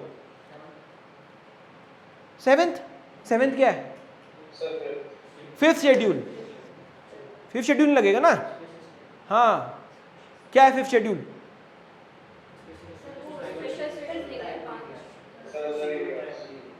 हाँ, शेड्यूल ट्राइबल एरिया, जो ट्राइबल्स हैं उनकी बात कर रहे हैं ना। तो लद्दाख वालों को कहाँ था? कुछ नहीं था, ठीक है। तब लद्दाख वालों को मिला है, अब खुश है। अभी कल ही तो पढ़ा था हमने, वांगचुक, मिस्टर वांगचुक बैठे हुए हैं, कल ही तो पढ़ा है यार, परसों तो पढ़ा है सब कुछ। हाँ, वो चाह रहे हैं 6th शेड्यूल में, लेकिन 6th शेड्यूल में पॉसिबल नहीं है क्योंकि वो नॉर्थ ईस्ट के लिए है, ठीक है। लेकिन NCST की रिपोर्ट है कि दे देना चाहिए। Under what? 6th शेड्यूल, क्योंकि लेकिन 6th शेड्यूल सिर्फ नॉर्थ ईस्ट के लिए है। तो लेकिन कॉन्ट्राडिक्शन है, अगर सेंटर चाहे तो कर सकता है, लेकिन देखते हैं क्या होता है, ठीक है। अब पुरानी बातें तो रिपीट मत कराओ मेरे से यार, है ना। When did the union government, ठीक है, August 5 एंड August 6, 2019, ठीक है। ऑडिट, यस, ऑनलाइन, समझ आ गया? Okay, moving on.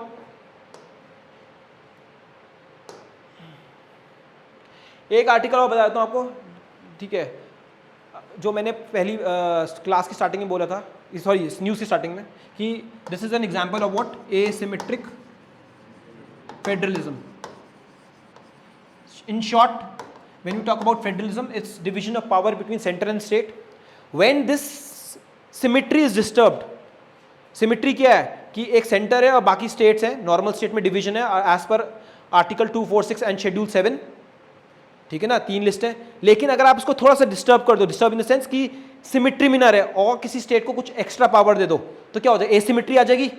जैसे JNK के वो आपने स्पेशल स्टेटस दिया था, ऐसे दूसरा आर्टिकल कौन सा है? आर्टिकल 371। 371 में भी आप देखोगे 371A to J, ये अलग अलग स्टेट्स के अलग अलग एरिया को कुछ स्पेशल प्रोविजंस हैं इसमें। नागालैंड, सिक्किम, अरुणाचल प्रदेश, एक्सेट्रा एक्सेट्रा, आपको नहीं रटने। हाँ जी, नहीं ट्राइबल नहीं, मतलब रीजन कुछ भी हो सकता है, बैकवर्डनेस भी हो सकती है, ट्राइबल एरिया भी हो सकता है, बैकवर्डनेस भी हो सकता है, कुछ भी हो सकता है। तो 371 आपको याद रखना है, 371A to J, जो स्पेशल स्टेटस दे रहा है उन पर्टिकुलर एरियाज को, ठीक है ना, पूरे स्टेट को भी ना हो, ठीक है। यस, ऑनलाइन यहां तक समझ आ रहा है? ओके, ये पॉलिटी मैंने थोड़ा बता दिया था आपको, लेकिन ये सिर्फ 370 था इसलिए। ओके, एक स्मॉल फैक्चुअल न्यूज़, बाराकूड़ा सही बोल रहा हूँ ना, बाराकूड़ा ही है, ठीक है, नाम रट लेना। कि वो पूछेंगे व्हाट इज बाराकूड़ा, तो बोलना आपको India's fastest solar electric boat, ठीक है, बस इतना ही बताना है मुझे इसमें, ठीक है। लेकिन अगर हम इलेक्ट्रिक की बात कर रहे हैं तो साथ की न्यूज़ देख लेते हैं कि अगर इलेक्ट्रिक है, सोलर इलेक्ट्रिक, तो कौन सी टेक्नोलॉजी होगी, क्या चीज़ होगी इसके पीछे, क्या बोलते हैं इसको? Photo electric effect, first thing. फिर साइंस के हो बेटा, क्या फेंक के मारूं है? फोटो इलेक्ट्रिक इफेक्ट,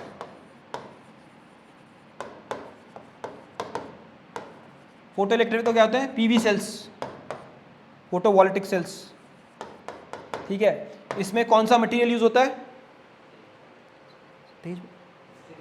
सिलिकॉन, ठीक है, ये पता होना चाहिए, राइट। आजकल कौन कौन सी सरकार की स्कीम है सोलर एनर्जी के लिए, ये होमवर्क है, आगे आएगी करंट अफेयर्स में बता दूंगा, अभी नहीं बता रहा हूँ। सोलर एनर्जी की स्कीम बतानी है, सेंटर की भी और स्टेट की भी, ये देख के आओगे, ठीक है ना। PM कुसुम योजना से लेके जितनी भी हैं देख रहे आओगे। इंडिया में कितनी सोलर कैपेसिटी है अभी, इंस्टॉल्ड कैपेसिटी, ये भी देखोगे आप, ठीक है ना। और जो PV सेल्स हैं वो कितनी एफिशिएंसी में काम करते हैं, क्योंकि 100% एफिशिएंसी नहीं रहती है उसमें, ठीक है। तो अगेन रिपीटिंग, स्कीम्स देखोगे सेंटर की, स्टेट की, नंबर 1। नंबर 2 आप देखोगे कितनी एफिशिएंसी से ये काम करते हैं PV सेल्स, राइट। बाकी फिर इसके और न्यूज़ होगी, जैसे लिथियम आयन बैटरी वगैरह वगैरह, वो बाद में बात करूंगा मैं, अभी इतना ही कर लो, बहुत है, राइट। नाउ मूविंग ऑन, इसकी जो पहली वो है ऑप्शन, वो देख लेते हैं। India's first nuclear powered submarine नहीं है ये, लेकिन कौन सी है बताओ मुझे अभी? Arihant, very good, Arihant, Arihant India की फर्स्ट न्यूक्लियर पावर्ड सबमरीन है, ठीक है। इंडियाज लार्जेस्ट एयरक्राफ्ट कैरियर, पहली बात है कितने एयरक्राफ्ट कैरियर इंडिया के पास फंक्शनल? 2। कौन कौन से?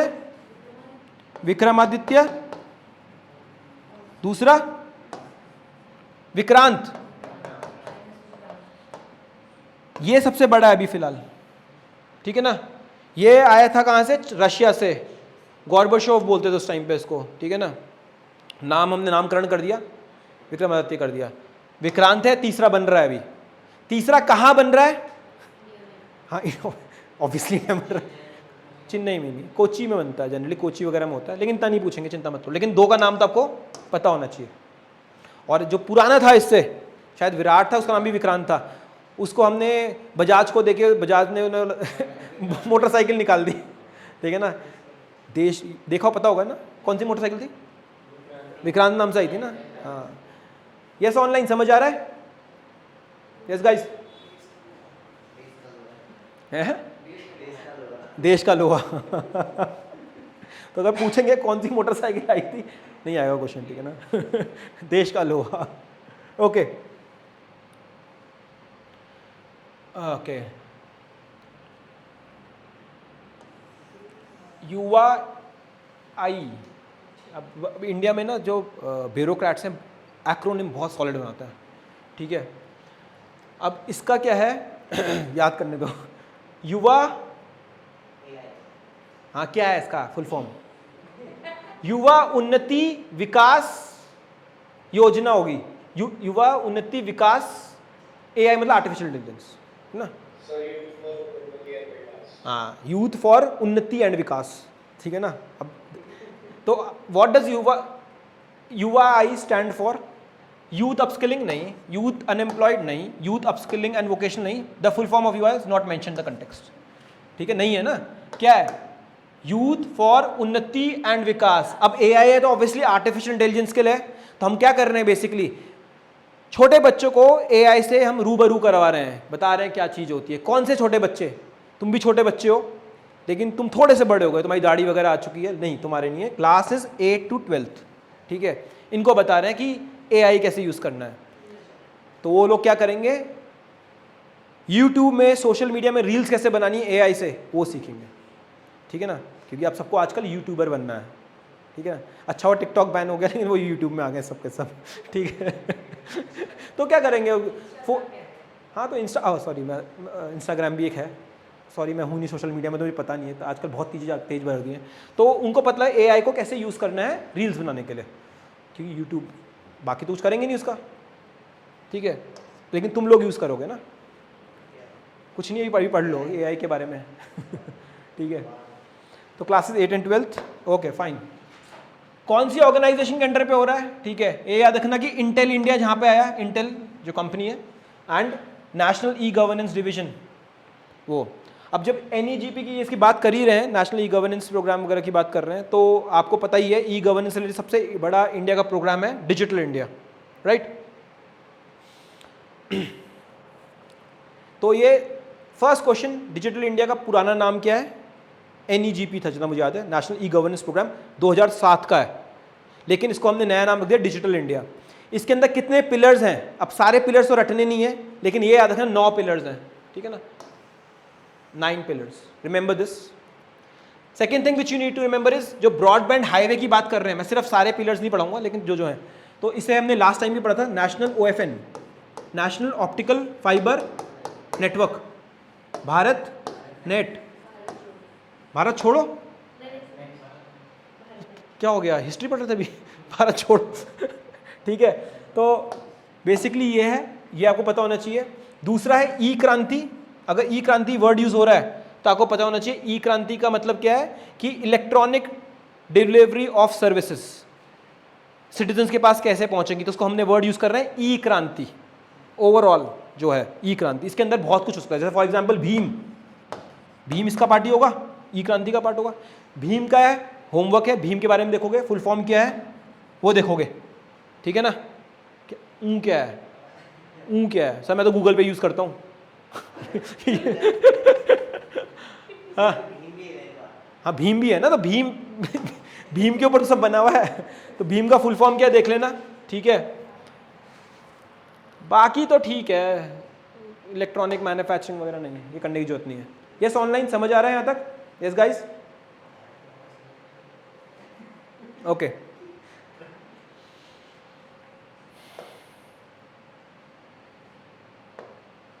Okay, let's move on to the next international use जो दिसंबर के महीने में थी उस टाइम पे, article 19 of the UN charter, ठीक है। Now you know that there is a war going on between Israel and Palestine, Palestine की तरफ से हमास या हिजबुल्लाह, पक्का? Very good. हिजबुल्लाह क्या है फिर?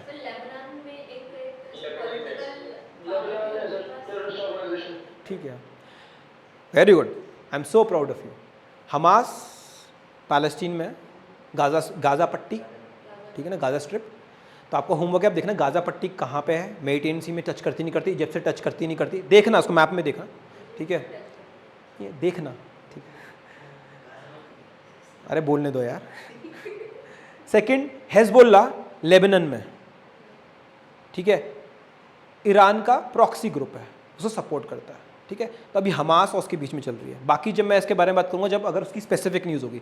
ये यूएन से रिलेटेड न्यूज़ है कि आर्टिकल 19 क्या बोलता है। नाउ जो यूएन का आप अगर वो देखोगे पूरा फ्रेमवर्क या फिर जो ऑर्गेनाइजेशन या इंस्टीट्यूशंस में अंदर, तो एक होता है सेक्रेटरी जनरल, जो सेक्रेटरी जो फेस है पूरा यूएन का, हर जगह देखेगा। कौन है अभी सेक्रेटरी जनरल यूएन का? एंटोनियो गुटरस, बिल्कुल, वेरी गुड। तो उन्होंने बोला कि आर्टिकल 99 के तहत he has the discretionary power to call upon the UNSC for a urgent meeting. तो उन्होंने बोला कि मैं आर्टिकल 99 यूज़ करके यूएनएससी को बुलाएंगे और जो सीज फायर के लिए करेंगे। देखो अभी आज तक हो ही नहीं पा रही है, ठीक है। तो आपको आर्टिकल 99 के बारे में पता होना चाहिए। तो ये बोलता क्या है, bring to the attention of the Security Council any matter that may threaten the international peace and security, which who has the power? The Secretary General, Antonio Guterres जो भी हैं, right? Okay. When the Secretary General invokes Article 19 of the UN Charter, ठीक है, ये इतना important नहीं है, बस मतलब आपको इतना पता होना चाहिए कि आर्टिकल 99 कहाँ यूज होता है, ठीक है। Okay, which UN organ function in accordance with the statute and annexed to the UN Charter, ठीक है। Answer is international court of justice, ठीक है। अभी बता दूंगा इंटरनेशनल कोर्ट ऑफ जस्टिस क्या होता है। अभी थोड़ा सा होमवर्क और करोगे आप कि यूएन के जो 6 मेन ऑर्गन हैं उसके बारे में आप देखोगे, पता होना चाहिए टिप्स में कौन कौन से हैं, ठीक है। General assembly, security council, economic and social council, trusteeship council अब डजंट फंक्शन एट, मतलब वर्ल्ड वॉर 2 के बाद था, जो जर्मनी और ये जो आपकी एक्सिस पावर थी जो उनके अंदर पे कॉलोनीज वगैरह थी उसके अंदर ले था, लेकिन अब कुछ ऐसा काम नहीं है सच। ICJ, international court of justice, and the secretariat led by secretary general, ठीक है। ये 6 मेन ऑर्गन्स हैं, इनको बोलते हैं organs, right. Now thing is, हमने बात करी अभी आईसीजे की, राइट। तो आईसीजे जो है, अभी 2 आप कोर्ट सुनोगे इंटरनेशनल लेवल पे, international criminal court, international court of justice, ICJ and ICC. ICC वाला नहीं है, क्रिकेट वाला नहीं है, ठीक है। तो पता क्या होना चाहिए आपको, जो इंटरनेशनल कोर्ट ऑफ जस्टिस है, it is one of the organs of the UN. International criminal court नहीं है, इंटरनेशनल क्रिमिनल इनफैक्ट यूएन के अंडर में आता ही नहीं है। It has been created by a separate agreement, जिसे बोलते हैं हम रोम स्टैट्यूट। हाँ, जो इसको साइन करेगा तो होगा, अब बता रहा हूं उसमें।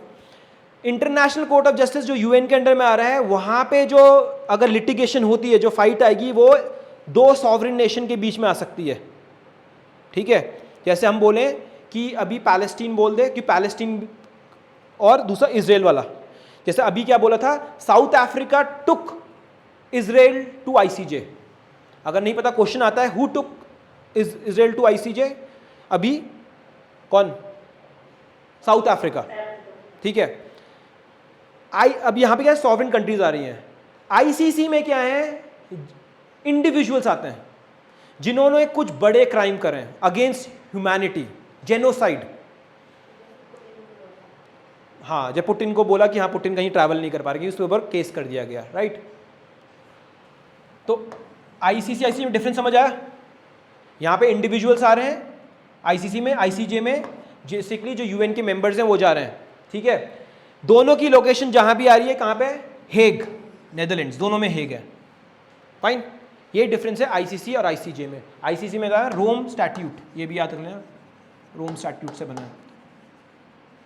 Now your homework is to see, go home and see whether India is a signatory to what? ICC, ICJ का तो होगा ही होगा ना, यूएन का पार्ट है आईसीसी। हाँ ठीक है, मैम बोल रही नहीं है, लेकिन आप लोग होमवर्क है देख लेना घर जाके, ठीक है। सो इतना ही देखते हैं इसमें, हम आगे चलते हैं। Okay, now next scheme RODTEP, ठीक है। अब आपको पता है, अगर इसकी स्कीम के बारे में बात करें, first of all that India, अब इंडिया जो है वहाँ पे, अब इकोनॉमिक्स जब पढ़ोगे आप, इकोनॉमिक्स में आप देखोगे या पढ़ा होगा जिसने, हम क्या बात करें, सेक्टर्स की बात कर रहे हैं, ठीक है ना। स्ट्रक्चर सेक्टर कौन से होते हैं? Agriculture sector, then you have the manufacturing sector, and then you have the service sector. So any when the country develops, any nation develops, there is a structural transformation in the economy. What does it mean is agriculture, manufacturing and service. Structural transformation का मतलब क्या होता है? Whenever country is developing, first it move from agriculture to manufacturing, then manufacturing to services. क्यों होता है? Agriculture में आपको क्या चाहिए? You don't require skilled laborers. यहाँ पे अनपढ़ लोग चल जाएंगे, but it at one point of time it becomes unproductive, ठीक है ना। जैसे इंडिया में, अब क्या है, इंडिया में क्या चीज़ है, अगर आप देखोगे अभी राउंड अबाउट अप्रॉक्सीमेटली 15% कंट्रीब्यूट कर रहा है जीडीपी को, कौन?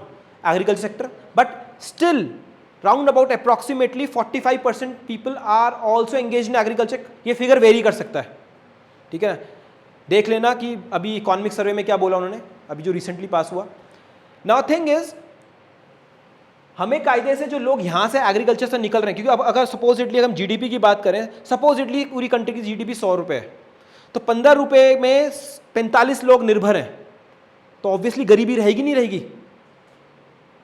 उन लोगों को बाहर निकालना है कहाँ पे? क्योंकि सारे तो इतने पढ़ लिखे नहीं हो जाएंगे कि आप उससे सर्विस सेक्टर में चलाएं, क्योंकि सर्विस सेक्टर में जो टर्शियरी सेक्टर है वहाँ पे आपको स्किल्ड लेबर चाहिए, एटलीस्ट ग्रेजुएट तो हो, लेकिन सब ग्रेजुएट तो बनते नहीं है। तो what we have to do is we have to move these people to the manufacturing sector. Manufacturing का कौन सा? ब्लू कॉलर जॉब, जो फैक्ट्री में कर रहे हैं, सेमी स्किल्ड भी चलेंगे उसमें, ठीक है। थोड़ा स्किल दो जो आपके लिए कौन सा है, कौन, अभी स्कीम की बात करते हैं। तो अब इंडिया में प्रॉब्लम क्या है कि we haven't seen what failed to have what structural transformation of the economy. We have directly jumped from agriculture to services. क्यों सर्विसेज अब मैक्सिमम क्या दे रहा है आपको? जीडीपी में कंट्रीब्यूट कर रहा है, लेकिन इतने लोगों को आपको एम्प्लॉयमेंट नहीं दे रहा है। तो लोग कहाँ अटके हुए हैं? एग्रीकल्चर में या फिर इनफॉर्मल सेक्टर में। नहीं बोलते हम, इंडिया में जो इनफॉर्मल सेक्टर को कंट्रीब्यूट 90% से ज्यादा है। 90% of the people are engage in what? Informal sector. अब क्या आ गया? गिग इकोनॉमी भी आ गया। कुछ नहीं है तो गिग इकोनॉमी में घुस रहे हैं। अब फॉर्मल सेक्टर में क्या होता है? फॉर्मल सेक्टर में आपके पास सोशल सिक्योरिटी रहेगी, पेंशन हो सकती है, आवर्स ऑफ वर्किंग डिफाइंड होंगे, फिक्स्ड पे होगी। अभी क्या है? डेली पे में काम कर रहे हो। एक आपने अगर गिग इकोनॉमी की बात करें, कितने डब्बे आप दिन में डिलीवर कर रहे हो, सबसे कोई पगार बनेगी? सिक्योरिटी नहीं है, राइट। सो जो इंडियन गवर्नमेंट है, it has been trying to develop this manufacturing sector, और उनमें से एक स्कीम कौन सी? ये भी होगी टू प्रमोट एक्सपोर्ट्स। अब एक्सपोर्ट प्रमोट कैसे करोगे? जब आप कुछ उनको सब्सिडी दोगे या उनकी जो टैक्सेस कम करोगे। किसके? एक्सपोर्टर्स का। अगर कम होता है प्राइस आपके उसका, तो आपका जो वो प्रोडक्ट है वो कॉम्पिटिटिव हो जाएगा, आप चाइनीज प्रोडक्ट से भी कॉम्पीट कर पाओगे। तो RODTEP एक स्कीम है, उसमें क्या है? रेमिशन of duties and taxes on exported products. इतना याद रखना है आपको। पैसा वापस आएगा जेब में, तो दोबारा लगाओगे, आप अपने प्रोडक्ट की जो प्राइस से कम कर पाओगे ना, तो मैन्युफैक्चरिंग को एक प्रमोट करने के लिए है। न्यूज़ में क्यों था? न्यूज़ में इसलिए था क्योंकि यूएस, यूरोप, जो इंडिया की ये स्कीम है, इसको WTO के इसमें चैलेंज किया है कि क्या कर रहा है इंडियन जो गवर्नमेंट है, सब्सिडाइज कर रही है इंडियन कंपनीज को, which goes against certain particular charter of the WTO, जो आप WTO में पढ़ोगे, ठीक है ना। तो उन लोगों ने क्या करा है बेसिकली, अब क्या करते हैं इस चीज में, अगर आपको लगता है कि दूसरी जो कंट्री है it is using such kind of practices, जैसे ये ऐसी स्कीम हो गई, या फिर चाइना जैसे करता है, डंप कर देता है, तो countervailing duties, the word is countervailing duty, तो आप ड्यूटी लगा दोगे। या यूएस क्या करेगा, इंडियन प्रोडक्ट्स में जहां पे उनको लगेगा कि सरकार उनको प्रमोट कर रही है इस स्कीम के तहत, तो काउंटर वेलिंग ड्यूटीज लगा देगा कि उनका जो प्रोडक्ट है वो अपना आप एक्सपेंसिव बन जाएगा। Right, getting the point. तो मैन्युफैक्चरिंग के लिए तो खैर है ही, जो सबसे इंपॉर्टेंट स्कीम है इसके लिए, जो आप घर में जाके देखोगे, PLI, production linked incentive scheme, सबसे इंपॉर्टेंट, सबसे अभी पॉपुलर स्कीम जो है गवर्नमेंट की है। आपको घर जाके देखना है ये क्या स्कीम है, ठीक है ना। बेसिकली मैन्युफैक्चरिंग को प्रमोट करने के लिए है। उससे पहले बहुत सारी स्कीम आई है, कब से ट्राई कर रहे हैं, मैं तो कब से पढ़ी है इसके बारे में पढ़ रहा हूँ। हाँ, सबसे पहले सेस पॉलिसी आई थी, ठीक है, SEZ, स्पेशल इकोनॉमिक जोन्स बनाने की बात थी, ठीक है ना। उसके बाद हमने जो थी नेशनल एक थी जो एनमिज ऐसा कुछ था, नेशनल मैन्युफैक्चरिंग इंडस्ट्रियल जोन्स, ये बनाने की बात हुई थी, ठीक है। और फिर ये नई स्कीम ये भी आ गई, PLI स्कीम भी आ गई, ठीक है। यस, ऑनलाइन समझ आ रहा है? सन्नाटा कितना है ना, सुन रहे हैं, एक सुन रहे हैं, अच्छी बात है। ठीक है, ओके। तो RODDP स्कीम समझ आ गई, इसका फुल फॉर्म आपको याद होना चाहिए, फुल फॉर्म ही पूछेंगे जनरली, ठीक है। दूसरा है कि अगर वो पूछेंगे क्या चीज़ रिफंड हो रही, इसमें कौन सा पैसा रिफंड कर रहे हो, तो जनरली जैसे सेंट्रल स्टेट एक्साइज ड्यूटी जो फ्यूल में लग रहा है, जो खर्चा आता है किसी मैन्युफैक्चरर का, बोलेंगे चलो वापस कर देते हैं, ठीक है। उसके बाद कोल सेस, मंडी टैक्स, ये सब वापस हो जाएगा। तो क्या होगा बेसिकली, जो मैन्युफैक्चरिंग कॉस्ट ऑफ प्रोडक्शन कम हो जाएगी, लेकिन GST हट नहीं हटता, याद रखना, GST is not part of it. RODDP के अंदर GST वापस नहीं होगा, बाकी चीज आपको वापस कर देंगे किसी तरह। Okay, moving on.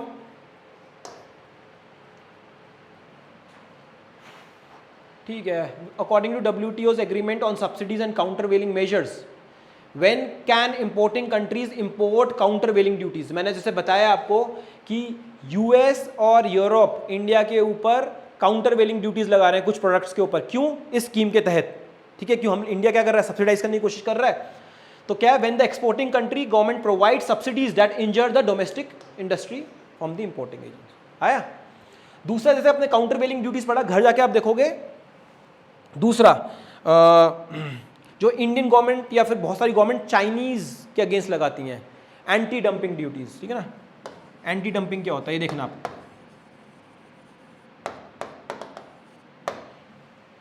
ANTI, समझ आया? ओके,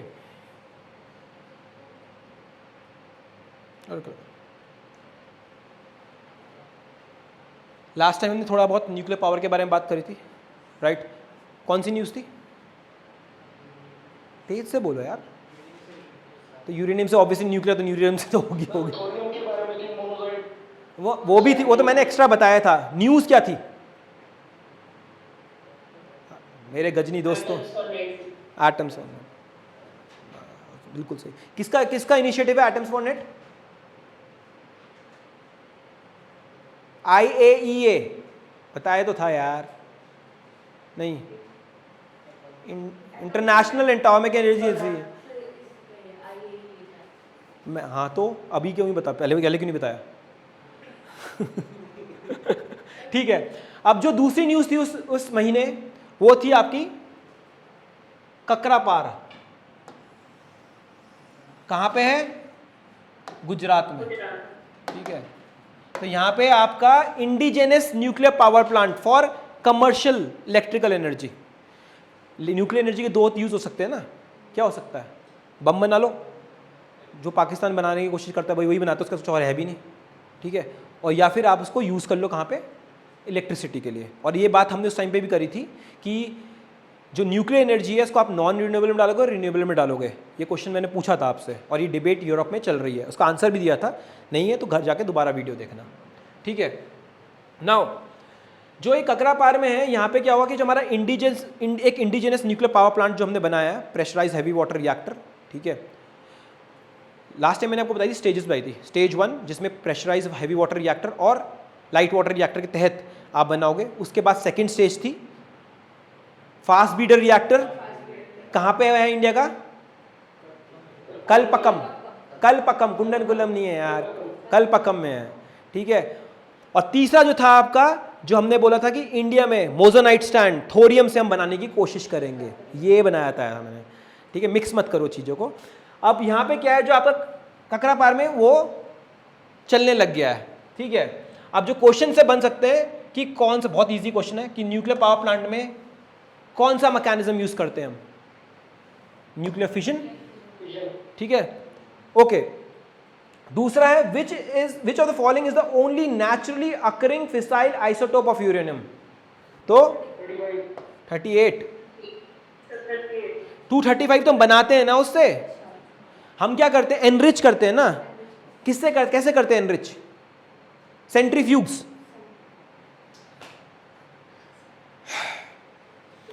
38 है उसको 35 में कन्वर्ट करने की कोशिश करी जाती है, जो जिससे आप एनर्जी प्रोड्यूस करोगे। और जितना अगर आप पढ़ोगे इसको, अगर 5% तक एनरिच करते हो आप इसको न्यूक्लियर इलेक्ट्रिसिटी करते हो, अगर आपको उसे न्यूक्लियर बॉम्ब बनाना है तो 90% से ऊपर ज़्यादा एनरिच करना पड़ेगा, तब बम बनेगा, फिर आप फेंकोगे फट जाएगा, जैसे दिवाली में करते हैं ना, हाँ उसे आग लगाएगा ठीक है, okay. What is the purpose of uranium enrichment in the context of nuclear power generation? To decrease the concentration, नहीं, to increase the concentration of uranium 35. तो यूरेनियम 238 जो आइसोटोप है, अगर जिसको नहीं पता आइसोटोप क्या होता है, घर जाके आइसोटोप पढ़ लेना, मैं आइसोटोप नहीं पढ़ाऊंगा अभी यहाँ पे, ठीक है। उससे U235 बना रहे हैं, ठीक, जिसको हम फिर यूज कर रहे हैं आपके न्यूक्लियर रॉड्स में, अभी बताया जाएगा, ठीक है, okay. In a pressurised heavy water reactor what is the primary purpose of heavy water. अब हैवी वाटर क्या होता है, ड्यूट्रियम ऑक्साइड D2O, हाइड्रोजन के आइसोटोप्स हैं जो आप पढ़ते हो, पानी पीते हो, नहीं पता किसी को तो H2O होता है, ठीक है। अब इसके और भी हैं, ड्यूट्रियम, ट्रीटियम, ठीक है। तो D2O होता है आपका हैवी वाटर। अब हैवी वाटर का काम क्या है एक न्यूक्लियर पावर प्लांट में, इसकी बात करते हैं, ठीक है। To act as a coolant and a moderator, to act as a fuel नहीं, and a coolant, to act as a moderator and control rod नहीं, to act as a fuel and control rod, to act as a coolant and a moderator.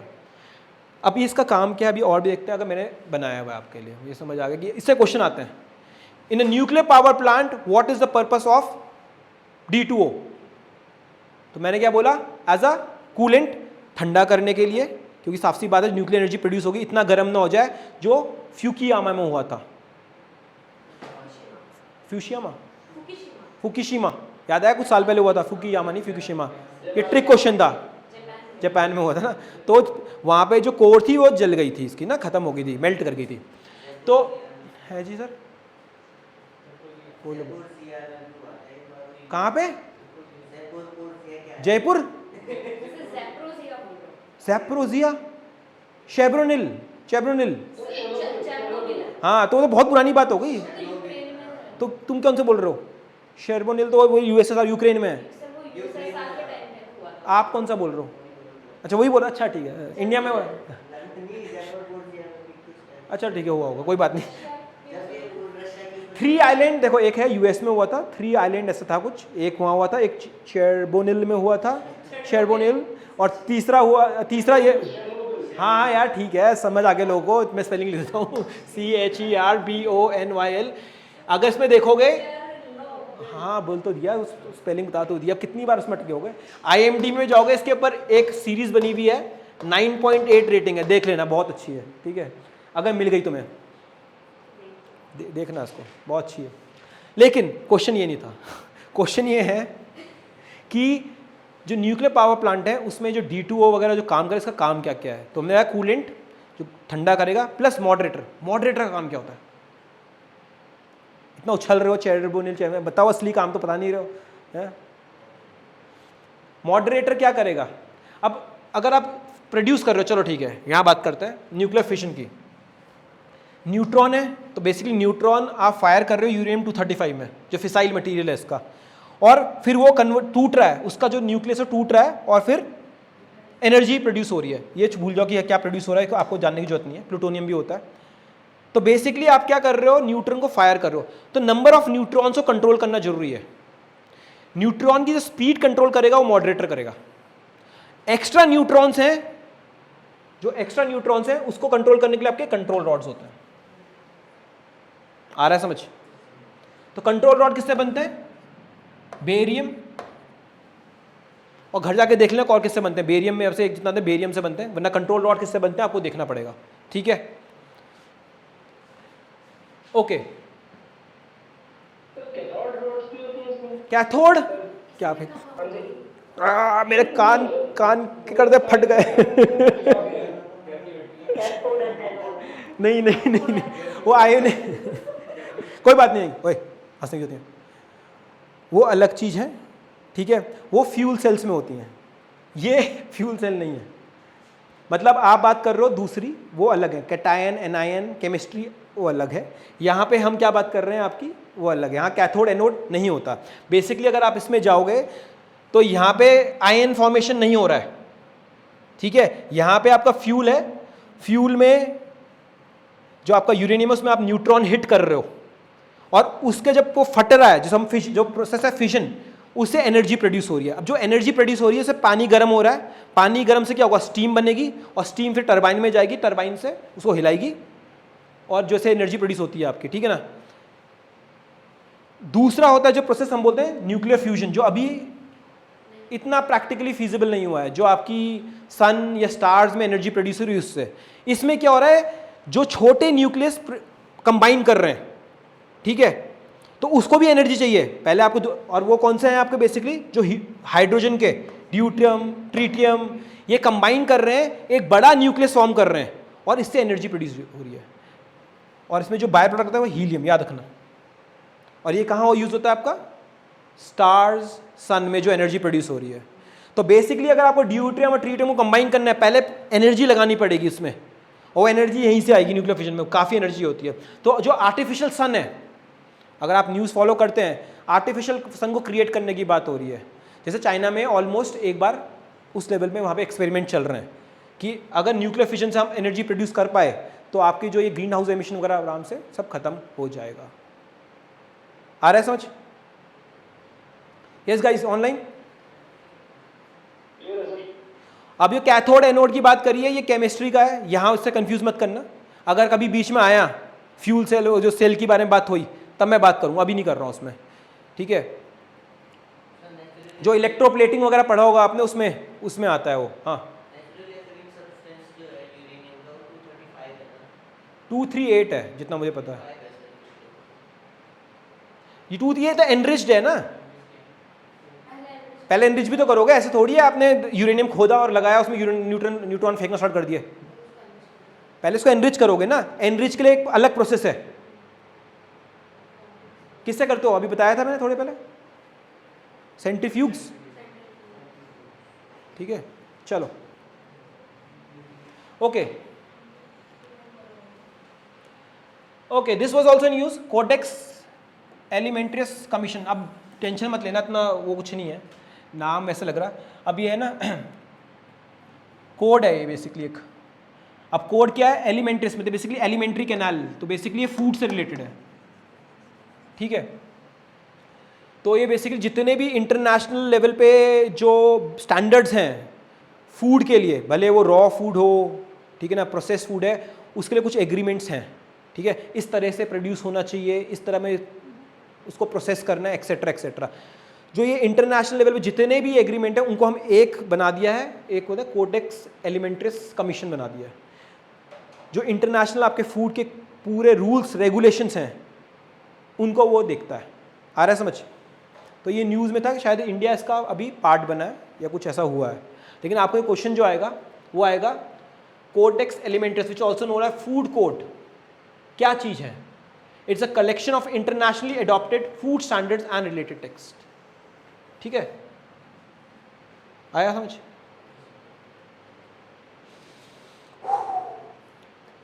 Which organization established the Codex Alimentarius Commission?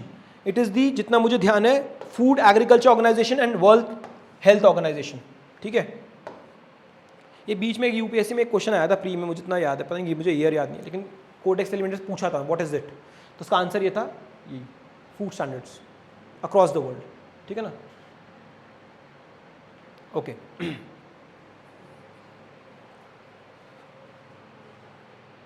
Which of the following is not part of the scope of codex alimentarius commission. मैंने question इसलिए बना रखे हैं आपको clarity आ जाए कि काम क्या है उसका, ऑब्जेक्टिव क्या है, इसलिए ऐसे क्वेश्चन, ऐसे एग्जैक्टली ये क्वेश्चन नहीं आएगा। अगर आएगा तो फूड स्टैंडर्ड से पहले क्वेश्चन से आप टिक कर लोगे, लेकिन अगर सपोजिटली एक नेक्स्ट लेवल ऊपर जाते हैं तो उसके लिए बना रखे हैं।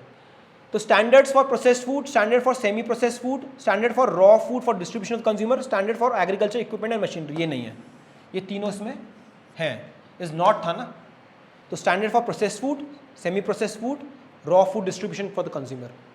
आया समझ? According to WTO agreement on sanitary, अभी चलो इसमें भी आता हूँ मैं। अब अगर इसी की बात करें, मेरे दिमाग में अभी एक न्यूज़ जो अभी थी, फॉर एग्जांपल जो इंडिया के मसाले हैं, आप पढ़ रहे होंगे, एवरेस्ट वगैरह के जो मसाले थे, सिंगापुर और हांगकांग में उनको बैन कर दिया है, राइट? तो बेसिकली आपको जो पता होना चाहिए कि कौन सी एजेंसी है इंडिया में, FSSAI। ठीक है, इसके बारे में आप देखोगे, food standard safety authority of India, establish कब हुई थी, कौन सी गवर्नमेंट डिपार्टमेंट के काम करता है, ये आपको पता होना चाहिए। ठीक है ना? जब सब कुछ फट जाता है तब ये आते हैं न्यूज़ में, ठीक है ना, वरना पहले कहाँ आते हैं। ओके, अभी जैसे ये दे रखा है इसमें,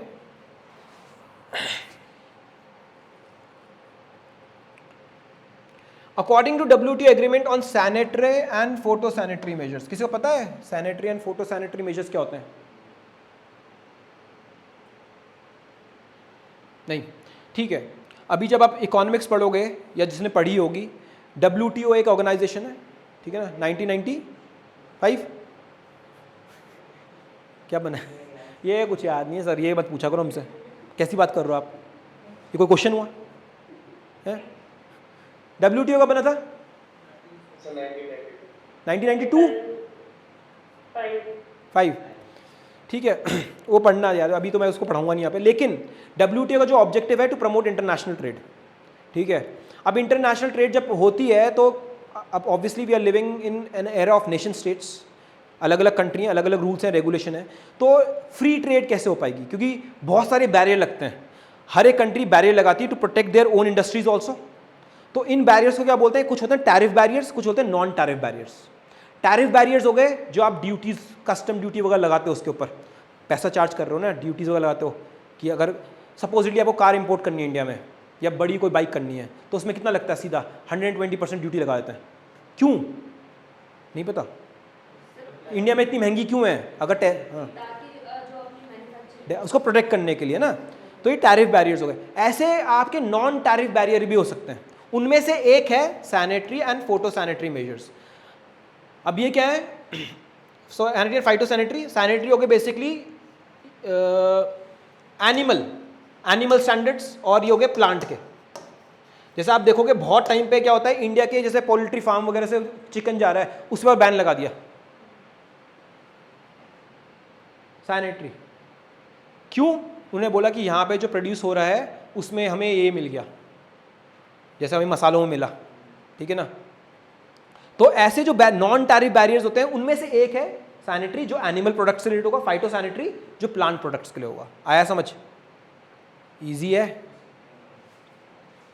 ओके, तो इतना रखना है आपको इसको, वैसे क्वेश्चन को बाकी इतना पढ़ने की जरूरत नहीं, वो तो भाई यहाँ पे आ गया, तो मैंने इसलिए डालता कि सैनिटरी फोटो सैनिटरी का मतलब क्या होता है। तो WTO उसको भी रेगुलेट करता है, मेरा मतलब बताने का ये था, ओके जैसे ये लिखा भी है इसमें, नॉन टैरिफ बैरियर्स कैसे हो सकते हैं, एडमिनिस्ट्रेटिव रेगुलेशंस।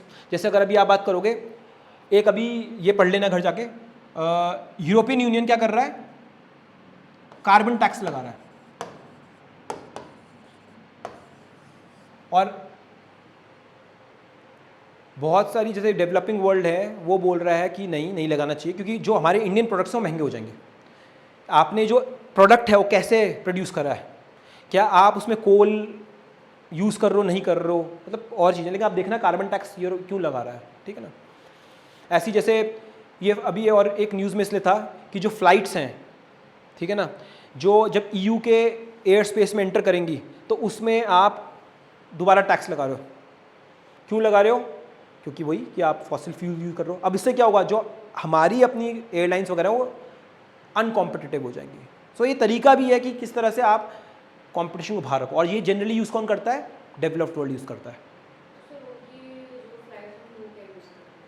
क्या चीज़, नहीं वो बाहर वालों के लिए करते हैं ना ये सारे काम, कि बाहर वाले जैसे photo sanitary and phyto sanitary measures कर दिए, बोल दिया कि इंडिया के प्रोडक्ट, अगर सपोज करो US में हम यहाँ से अपना चिकन वगैरह भेज रहे हैं, अब उनकी इसमें डोमेस्टिक जो इंडस्ट्री है वो प्रेशर लगाएगी, भैया बंद करो, हमारे तो कोई खरीदेगा नहीं।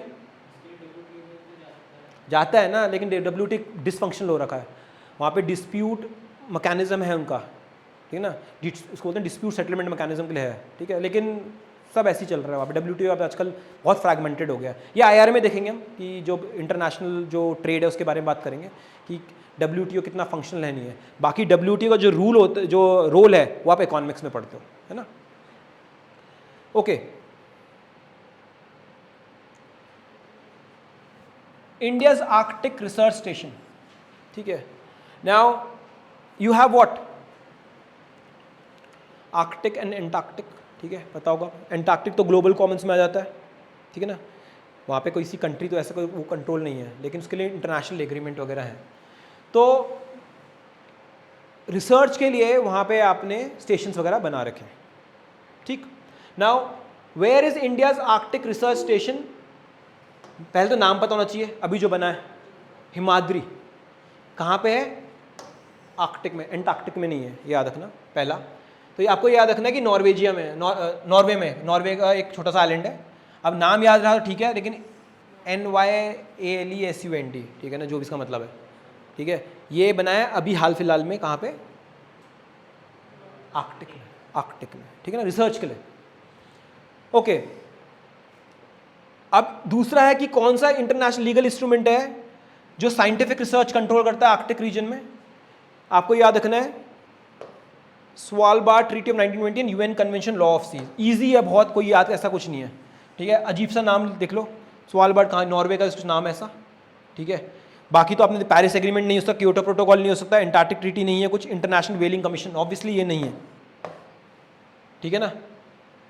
आ रहा है समझ, कुछ है ही नहीं इसमें समझने का यार, रटने का है। तो जो फिर आपको पता होना चाहिए कि एंटार्क्टिक में कौन कौन से हैं, तो बेसिकली आपके ये तीन जो हैं, दक्षिण गंगोत्री, मैत्री और भारती, ये आपके एंटार्क्टिक में।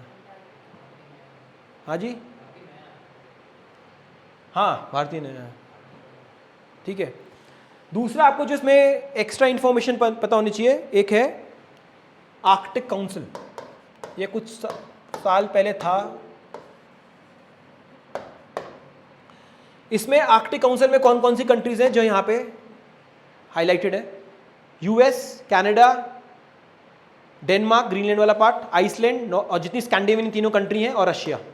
इंडिया इसका मेंबर है नहीं है, कि इंडिया पहले तो आर्कटिक में नहीं है, लेकिन ऑब्जर्वर है। हाँ वही होंगी सिर्फ जिनका वहाँ पे है लैंड वगैरह कुछ है उसके आजू बाजू, तो वो है, ठीक है। तो ये कंट्री आप रट लेना, इंडिया इसका मेंबर नहीं है, चाइना ऑब्वियसली इसका मेंबर नहीं है, लेकिन they are all observers. Got it? Yes, online.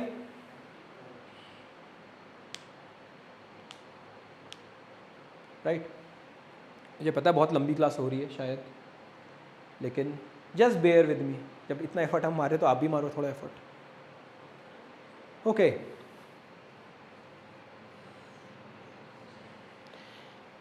Ta-da, over.